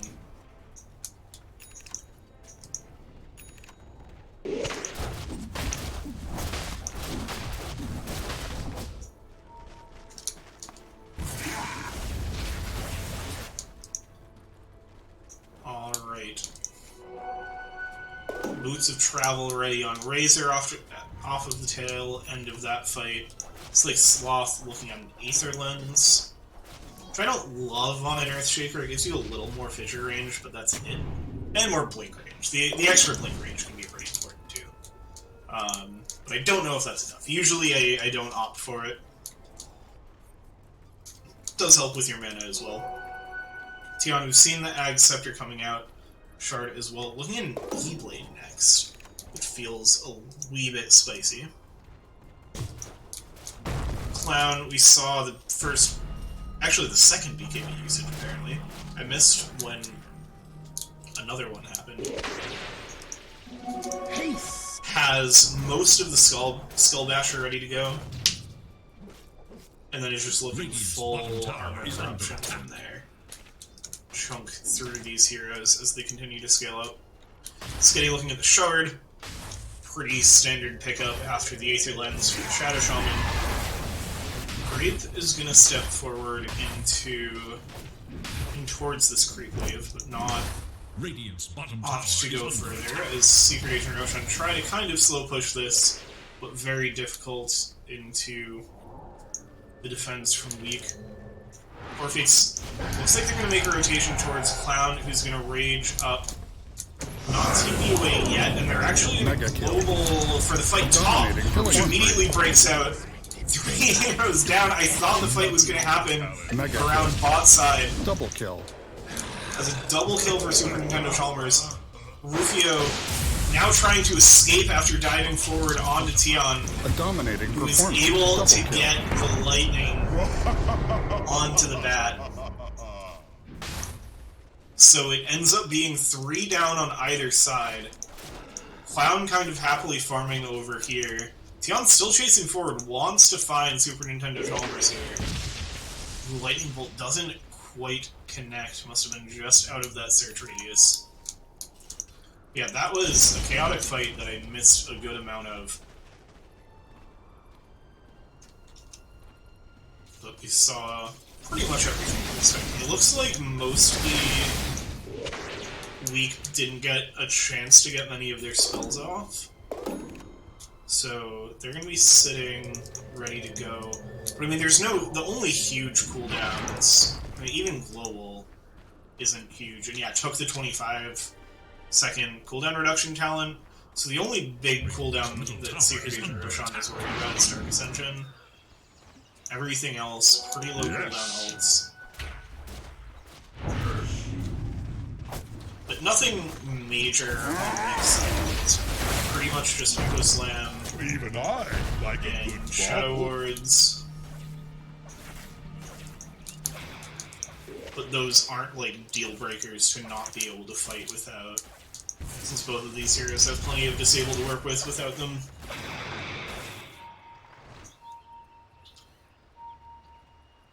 There's one getting spotted out there. Dire's middle tower is under attack.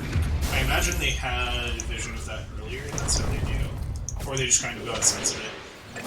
regeneration. But will be Your punished for that mind D word flows to as me. Sloth goes down. Radiant's bottom tower is under attack. Grape looking at the Kaya Sanj next. I'd love to see a BKB on this Razor soon, but feeling pretty strong at this point, it would seem. This lead hasn't changed a lot recently, yeah. Still just steadily favoring the side of Weak.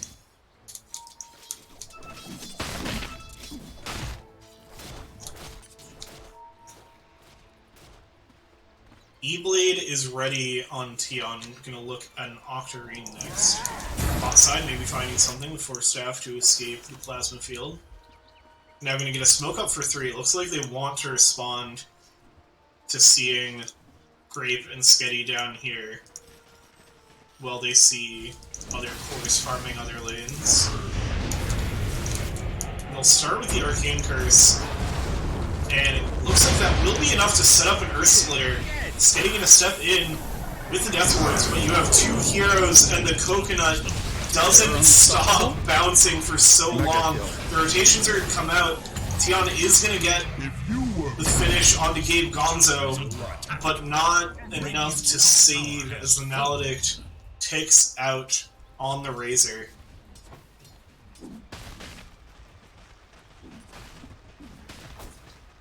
So, a good find. They get what they came for, only lose their Witch Doctor, which they're not going to mind.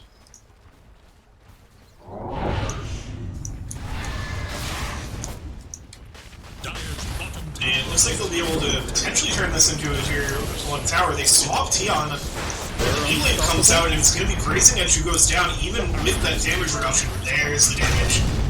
They turn around with the Echo Slam. Can Sloth find this? No, the silence comes out, and they're both potentially going to get away. Sketty trying to find a quick kill on Forfates, but now the turnaround's going to come out. Oh, and the wards expire, but now has to escape under the damage. Or, sorry, under the tower. The Elven Tunic doing everything. If one of those tower hits connects, That's the difference.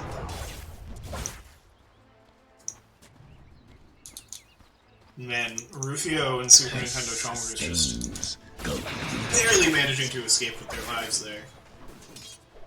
Dire's middle tower is under attack. Ends up being very big for Secret Agent Roshan. As it looks like we'll see the Aghanim Scepter for Night Stalker.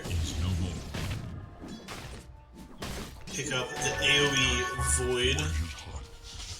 Shadowblade is here on Elder Titan, looking to finish that into a Silver Edge. Has the Cleave talent, so this guy hits big and hits a lot of people.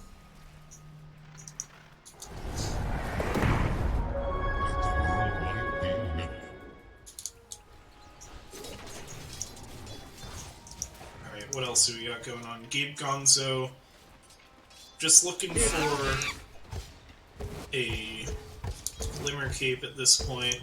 Is going to find a Life Stealer, which is not what he's looking for. Sloth is here as well. They get the Fissure, but a little awkward with the tree positioning, and they read it a little wrong, and they have the Shadow Amulet, so I don't think they're going to find this Witch Doctor. If Clown's just going to TP mid. It's really funny that Gabe Gonzo gets away like that.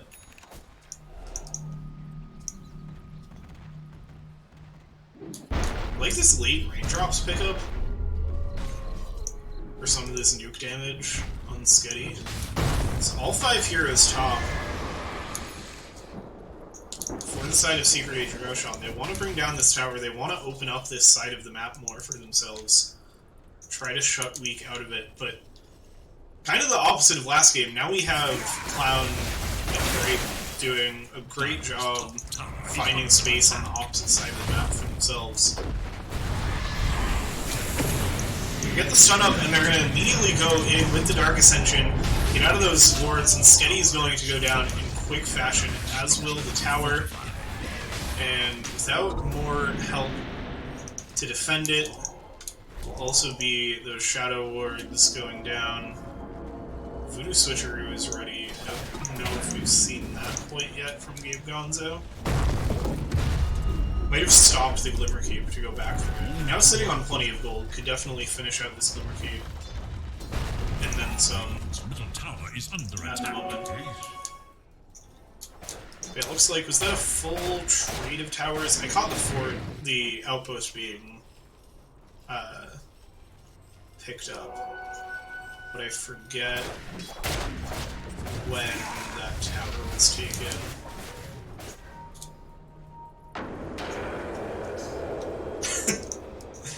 I don't know what that interaction was.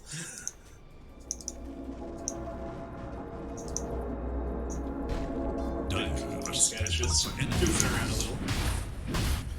Silver Edge is ready on Super Nintendo Chalmers, so Dire's with middle the tower is under attack. Quickly, actually going to walk right into Grave. They get the Nimbus as well. Has the Silver Edge, not going to be able to escape. Oh, the Stomp swap immediately into the TP. Beautifully executed by Super Nintendo Chalmers. Dire's middle tower is under attack.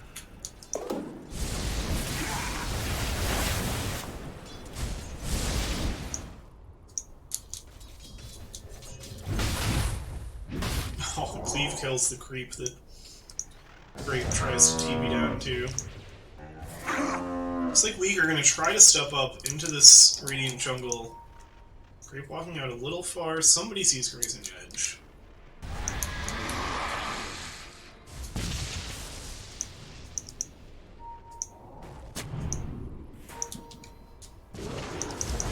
Is Grazing Edge stepping up for the ward? Is going to go down with that Nimbus. Forfeit is here though, and is going to find the kill on Sketty, so we have a quick support trade.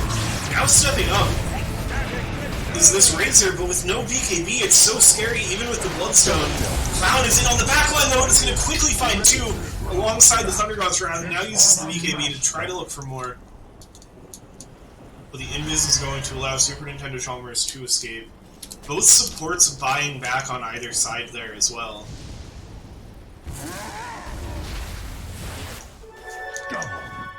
And with 2 down and a double damage, looks like Weak are going to turn towards the Roshan pit. Dark Ascension is going to be available, didn't have to get used for that engagement, and Grazing Edge, I think, is going to scout this, yeah, very quickly. So they're going to get where Super Nintendo Chalmers is stepping up 1v5. This is not what you want here, just immediately going to get stunned up and brought down. Maybe didn't think there were so many heroes farming in the pit. They threw down the Earth Splitter, but that will open things up. That'll be an Aegis for Clown, who has the Basher and is looking towards that Assault Kuros not too far away. Radiant's bottom tower is under That's the attack. Boots of Travel for... Woodhouse? Sketty? No. For Zeus. Yeah, Radiant's tower is under attack. Octarine, okay, the Octarine from the other ones makes that make more sense. And they get a nice little pickup on Grazing Edge at the tail end of that tower take. You're going to try to turn that into more. Looking top side as well, looking to do some dewarding. No wards to be found. Got the Trees ward, the Tinker ward up there for Radiant. Oh, and they just get this one. The safest spot they can find, but Game Gonzo is not in a safe spot at all. Get found by the Nimbus and the Fissure and brought down. The tower is quick to fall behind.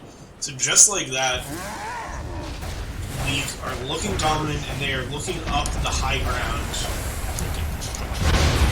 The Earth Splitter comes out, Cloud's going to have to use the BKB, but here comes the Dark Ascension, and that's going to be the Aegis for the Lifestealer, and Super Nintendo Chalmers is in on the backline, just tearing apart these heroes. Tion has the E-Blade to survive, Grapes is getting out, but is Clown going to escape with the second life? Has the Rage, but here comes Rufio to chase with Dark Ascension. The Nimbus is there to try to prevent it, but it's not going to be enough. The Bastions come out, and finally Clown will go down. Here comes the big Echo Slam, and they get forfeits. The Nimbus as well, cutting off some of their retreat, but Rufio is going to be able to get out. Oh, and the Thunder God's Wrath is going to find... Oh, that's Rufio. I thought that was Grazing Edge at first. They're looking for more. They're going to fissure. It's just the supports. Plus the Elder Titan. Who's now going to chase forward. Tion. Oh, that's 1,000 damage crit. Oh, no chance to E-Blade when all of your remaining health is taken away in a single swing of a staple gun.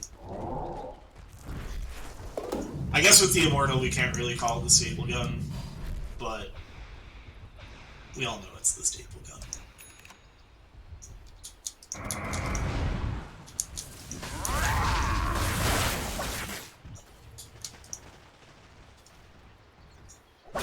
Alright, so things are going to calm down a little bit more. Aegis has been dealt with, did get 3 towers total for the side of Weak off of that Aegis, so they're not too unhappy with how that all went. They probably wanted some barracks, but the barracks have at least been opened up. Map is still feeling pretty in their favor. It's going to be a bit of a chance for Secret Agent Roshan to get back into this side of the map. Push out this tower, push out this lane where they already have the tower taken, because that's makes it a safer place for them to play.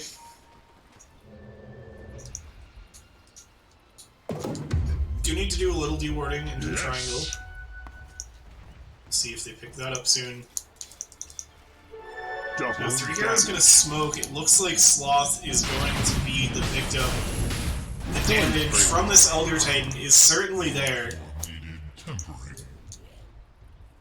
Not your traditional carry, but is certainly looking like one. Once you get... If that cleave talent was on 15 instead of 20, I think this would be a much more viable situation. And even then, it's looking pretty decent. I mean, this game is still pretty open for Secret Agent Roshan. They're going to try to open it up more by pushing in on this tower, but it's going to come with 2 towers getting contested, including the Shadow Lords getting committed. So they're just going to TP back. They know that they cannot push this fast enough. Cloud is still sitting up here, wants to commit, now looking towards Gabe Gonzo.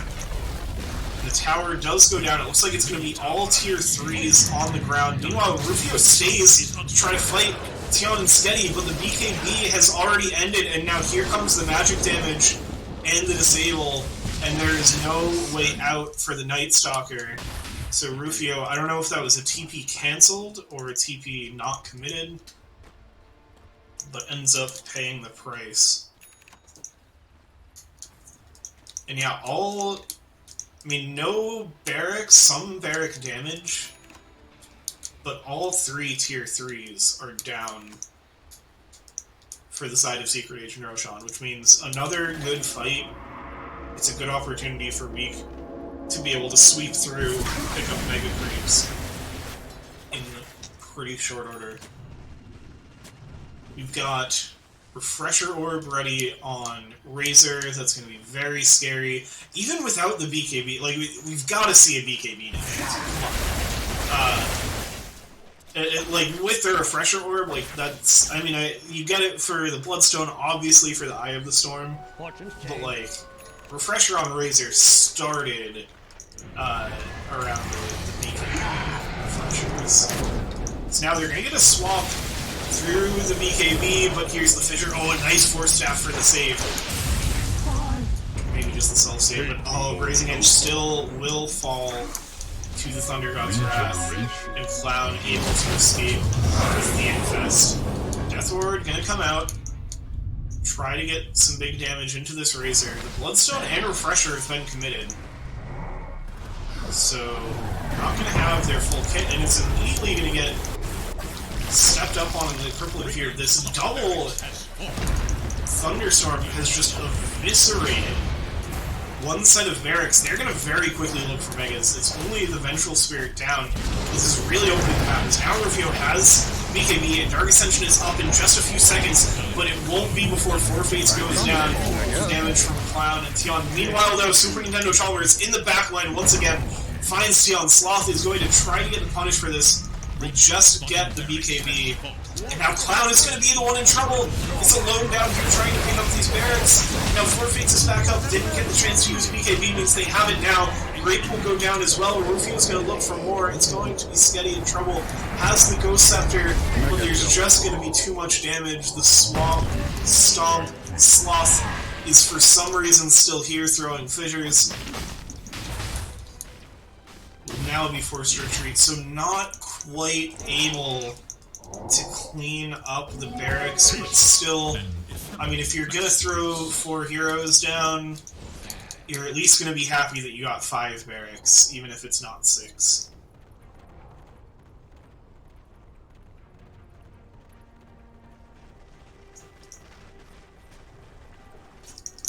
So he's gonna open things up. Secret Agent Roshan Dire's middle tower is able to turn this team fight into a push back the other way, but needing creeps to be able to get more, and Roshan is available as well. We'll see if they end up looking over in that direction. It looks like priority 1 is the tier 2 tower. Now the pings come out. Though I think that's from Tion saying, like, they're gonna go for the outpost and then Roche. They're just gonna keep pushing forward, and I mean, with this Assault Kuros, the damage on the tower, here comes the Echo Slam, but they don't really have much to follow it up. Sloth is gonna get E-bladed up, but eventually, as soon as it ends, Phil will get the kill. Now could be in some trouble. Super Nintendo Chalmers finds Sketty as well, so most supports on the deck, but now they are gonna get the turnaround with the damage. Try to swap out Four Fates for the save, but it's Super Nintendo Chalmers that's getting left behind in the base. Throws down the Earth Splitter, trying to cover their retreat. Cloud steps out of it. They find Gabe Gonzo. Can they find more as these 3 cores chase out? All 4 supports are dead. It's only cores remaining. Dark Ascension comes to an end. And Weak are on the hunt, potentially. Actually, they're just going to immediately be on the hunt for these barracks. And with Eye of the Storm, it's just going to evaporate. That's actually another refresher Eye of the Storm, just to ensure they get the damage on those barracks to close it out. And it looks like they're going to try to get more value out of that by running at Roshan. See if they can get there in time to make it happen. Not too much time left on the Eye of the Storm. So Mega Creeps acquired for Team Weak. They're going to need Clown to show up if they're going to take down this Roshan with any amount of haste. The Secret Agent Roshan might not know that that Secret Agent is being taken down by Weak. This is your second Roshan, so it's going to have Magnum Shard. I think it's just going to have to be denied. It looks like everybody... Yep, all 5 of Weak have the Magnum Shard. So we'll play the game of pass around the Magnum Shard. Let's see who needs it, or do they... I think they actually identified very quickly that they didn't... Oh no, it is still in Lifestealer's backpack. See how long it sits there. There we go, okay. Faster than my team often determines that it should just be denied.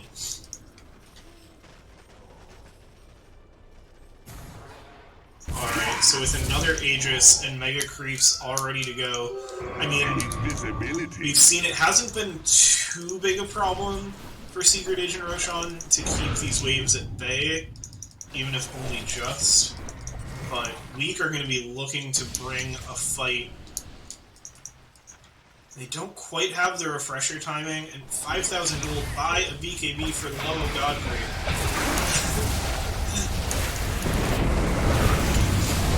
So now they're just going to run forward towards Forfeit and get the open wounds. Looks like actually trapped by the Shadow Words. Oh no. Now they're going to turn around with Dark Ascension onto Creep. Immediately going to go down, but the tier 4 is already been picked up. This is going to be the Aegis though. On the back line, all 3 of these heroes just trying to deal with the damage from Super Nintendo Chalmer. They're going to get the stun, the damage, and they finally find the Elder Titan. Does have the buyback though. Clown as well is going to get the kills, so the heroes continue to fall. Inside of Secret Agent Roshan, the buybacks come out, but will it be enough? There's still Shadow Words hitting the tier 4s, and now the Ancient and the damage from Clown is going to be too much. Sloth goes down. Is there still a Fortify? Good work. Solid games. Not quite going to be called yet, as they do have the Fortify. Now it will go down. So Team Weak take Game 2, split the series, and close things out for the WLDL group stage.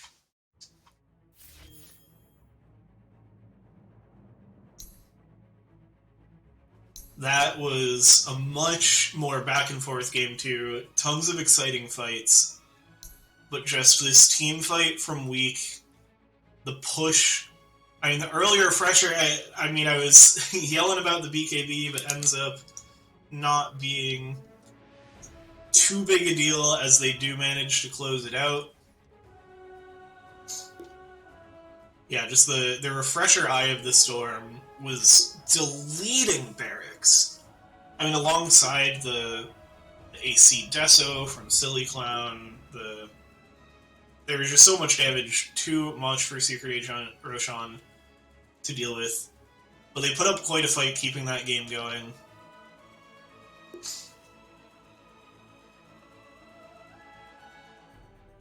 Yes, I would be happy to do a post-game. Give me one sec. I will be right back, and we'll have some post-game interviews.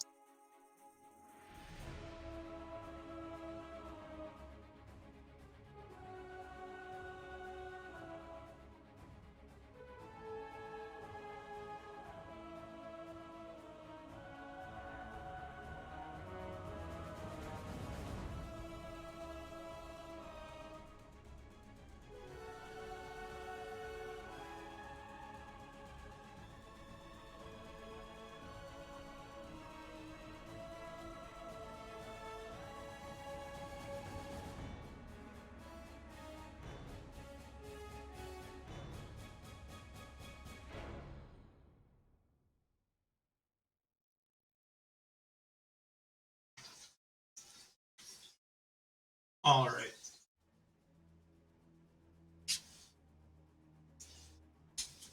I am back.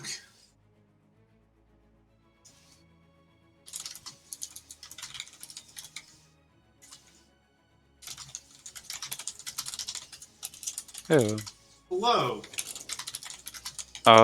The Sketty has to go ahead and go to sleep. They have something early in the morning, so I came instead. Okay. Welcome, welcome. You are Tiana. You're playing the Zeus and Rubik, right? Yeah. That would be me. How you feeling after that 1-1 series split? Pretty good. I think that we understood what we did wrong in the first game, and we kind of adjusted. In the first game, we felt like we kind of didn't use any farm on the map for like we were too busy trying to attack the Naga early, and it ended up accidentally putting us really, really far behind. And they did a really good job of making a lot of space for the Naga, and the farm they got a ton of farm even though we were doing a lot of space, or even though we were trying to get rid of the space on the map. That's partially why we did grab the Earthshaker early as well, because we really didn't want to deal with the Naga this game. Yeah, makes sense. Mhm. Yeah, it was like it felt like you guys had a like from the beginning. That draft looked like you were going to have to create a lot of pressure early in game one to shut down their farming. Yeah. And it like you had all of the right ideas. You were playing on their side of the map a lot, and then the Naga was able to just escape to your side of the map Yeah. to find farm there. And really run away with that game. So yeah, I definitely could see the adjustment there in how you guys played the map. And hello, or wait, is Banana the other captain, or is that someone else? Yeah, I'm Super Nintendo Chalmers. Gotcha, welcome, welcome. How Hello. are you feeling coming off that series? We had a great first game. The second game was a hard fought one. You guys played well. I had fun hitting you guys. The Elder Titan definitely surprised us. Yeah, It was very cool though. Gotta ask about the Elder Titan position 1 last pick. Was that something that you've been thinking about playing in the league? Is that a pick for you, or is that more crossing one off the list of the unplayed heroes in the league? It was that, and I just really wanted to play Elder Titan. I think he's just a fun hero to play. You get some items on him. You get the eggs. You get the Echo Saber, and support's lives are a bit harder. You guys weren't having the best of times in the back lane. Oh yeah, there was that one fight where you hopped on me and like two-shot me. Yeah, you can do it real quick. Yeah, You're making my life more difficult in some of the later fights because I'm like, okay, there's this there's the main fight going on over here, but then I have to go check on like the Zeus who's nowhere near the fight, and if he's getting beaten to death by the Elder Titan. Yeah, it made for a lot of exciting team fights for sure. Oh, for sure. He is now played in the league, so we can cross that hero off. Meepo and Bat Rider left. Yep. I'm honestly considering picking up Bat Rider from middle. He seems like a really fun and good hero. I'm surprised no one else has played him so far in the league. Yeah, he's been banned a few times. Meepo's the only hero that's been completely untouched. I think there's just not a ton of players that are comfortable on him because he's been like a pretty solid mid since like TI. I mean, for basically this whole patch. Yeah. As far as I can tell, definitely.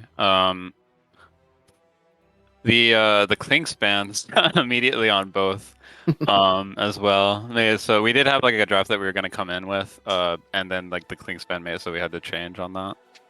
But it was fun getting to play Rubik. I usually get banned on Rubik. I'm very surprised that I do for middle because I'm surprised people respect it that much for the Rubik middle. But last game I thought it would be a good game for it because of the Ravage, because of the good spells that were in the pool in general. But I got hit by most of the Ravages that game. But it was fun getting to try. And then there was other issues that happened that game as well. But overall, it was like both series very, very fun and well played. Yeah, it was a great hard-fought series. And we look forward to playing you again in the playoffs, hopefully. Yeah, how are you guys feeling getting ready for the playoffs? This is the final game of the group stage, and so we've got playoffs up ahead. We were really hoping to go 2-0 on this one, just because that would put us at even across the board, because we have 2 0-2s and 1 2-0, and the rest is 1-1s. So that would put us at equal. But looking forward to the playoffs. We're excited, and we kind of like the position we ended up at. Mhm. And yeah, Are there anything you're looking forward to see in the patch? I'm hoping that Clockwork gets buffed so I can start playing him middle. It would be very funny. I, as a Clockwork 4 enjoyer, I would be happy to see Clockwork buffs. I feel like they're coming. I have a feeling. It feels like he's flying under the radar a little bit. It would be fun to see some buffs on him. Yeah, it felt like they wanted him to move back into being a 3, because they gave him the treatment that they gave Spirit Breaker, where they buffed one of his abilities, creep damage, and that hasn't seemed to happen yet. So maybe they'll buff it even more, or maybe they'll do something else. They'll move it to like Rocket Flare or something. That would be good. Mostly if they just made so that he was tankier in his cogs, I think that would make him a lot better as a 3. Right now I think he kind of just melts compared to a lot of the other Razor, like 3s. So I have a feeling Razor's going to be getting some treatment in the coming patch. Yeah, for sure. I mean, Razor, Lina, Treant Protector, all of these heavy hitters that we've been seeing in our league, we've been seeing in pro games. I imagine there's big nerfs coming for a lot of these heroes. And I mean, it's going to be a huge shake-up patch anyway, just from the sounds of it. Yeah, the new items seem very interesting. Yeah, I haven't really looked into them, but it'll definitely be pretty big game changers and pretty refreshing, but also pretty difficult. Like, how are you guys feeling about the fact that, like, 1 or 2 weeks into playoff games, we're going to be playing on a completely different patch? It will be a battle of whoever can adapt the quickest. Yeah, for sure. For sure. Yeah, a mix of, like, who can adapt, whose comfort picks get buffed, like, how quickly people can figure out how the drafts are going to change. I'm looking at, like, I do the drafting for my team, and I'm looking forward to a refreshing shake-up to the draft, but also dreading it. Yeah. Yeah, it would be nice not to have to waste bans on Lina's, Razors, Right. So that'll be nice when everybody kind of gets an equal footing while you're trying to figure out builds on certain heroes and hopeful nerfs to some of those heroes that I mentioned, because they feel like, especially Slark as well recently, Slark has been popping up tons, and he's just a hero that, if left unchecked for just a couple minutes in the mid to early game, could snowball away with it, and there's no chance of coming back, because you get a good play, even if you're a Legion, you get a good duel off, and then a cloud comes out that just makes him invincible and disappears and cancels the duel right away, which is not fun. Yeah. That's one I would not mind seeing getting changed or just removed. But with 2 potential boots coming in the items, I am excited to see if that could be upgrades to treads and phase boots, which are the only 2 that don't have an upgrade yet. So it would be nice to see. Yeah, agreed. It would be cool if Veil of Discord as well had something to do with that lunar crest that is hinted at currently, since Veil of Discord also suffers a lot from just not building into anything.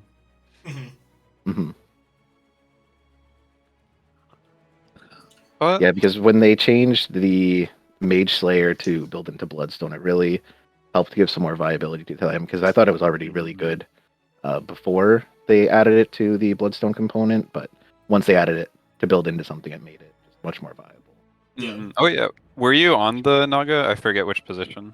Yes, I was the Naga. Yes, I was saying for the or I did notice that you had a Mage Slayer that. Oh yeah, get that Mage Slayer right after the Radiance. Yes. It's definitely Radiance pickup seemed a bit interesting to me as well.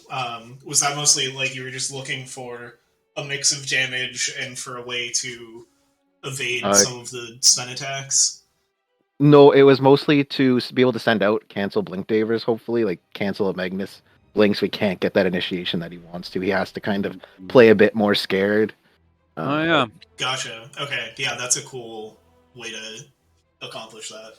Yeah. And plus, it just makes it very easy to flash farm with it, because Radiance pulls in the creeps, so you don't have to be as precise microing them. Yeah, your farm was just in a different universe after like 12 minutes from all other 9 players in the game. Yeah. The acceleration was insane.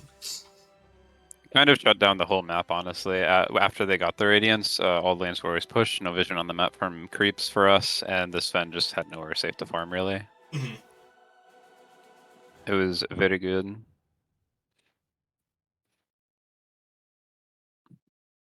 Yeah, all right. I don't think I have any other questions I can think of. Anything else you guys want to say, shout out, last thoughts, any call outs, teams you're hoping to play up against and get a rematch against in the playoffs, anything like that?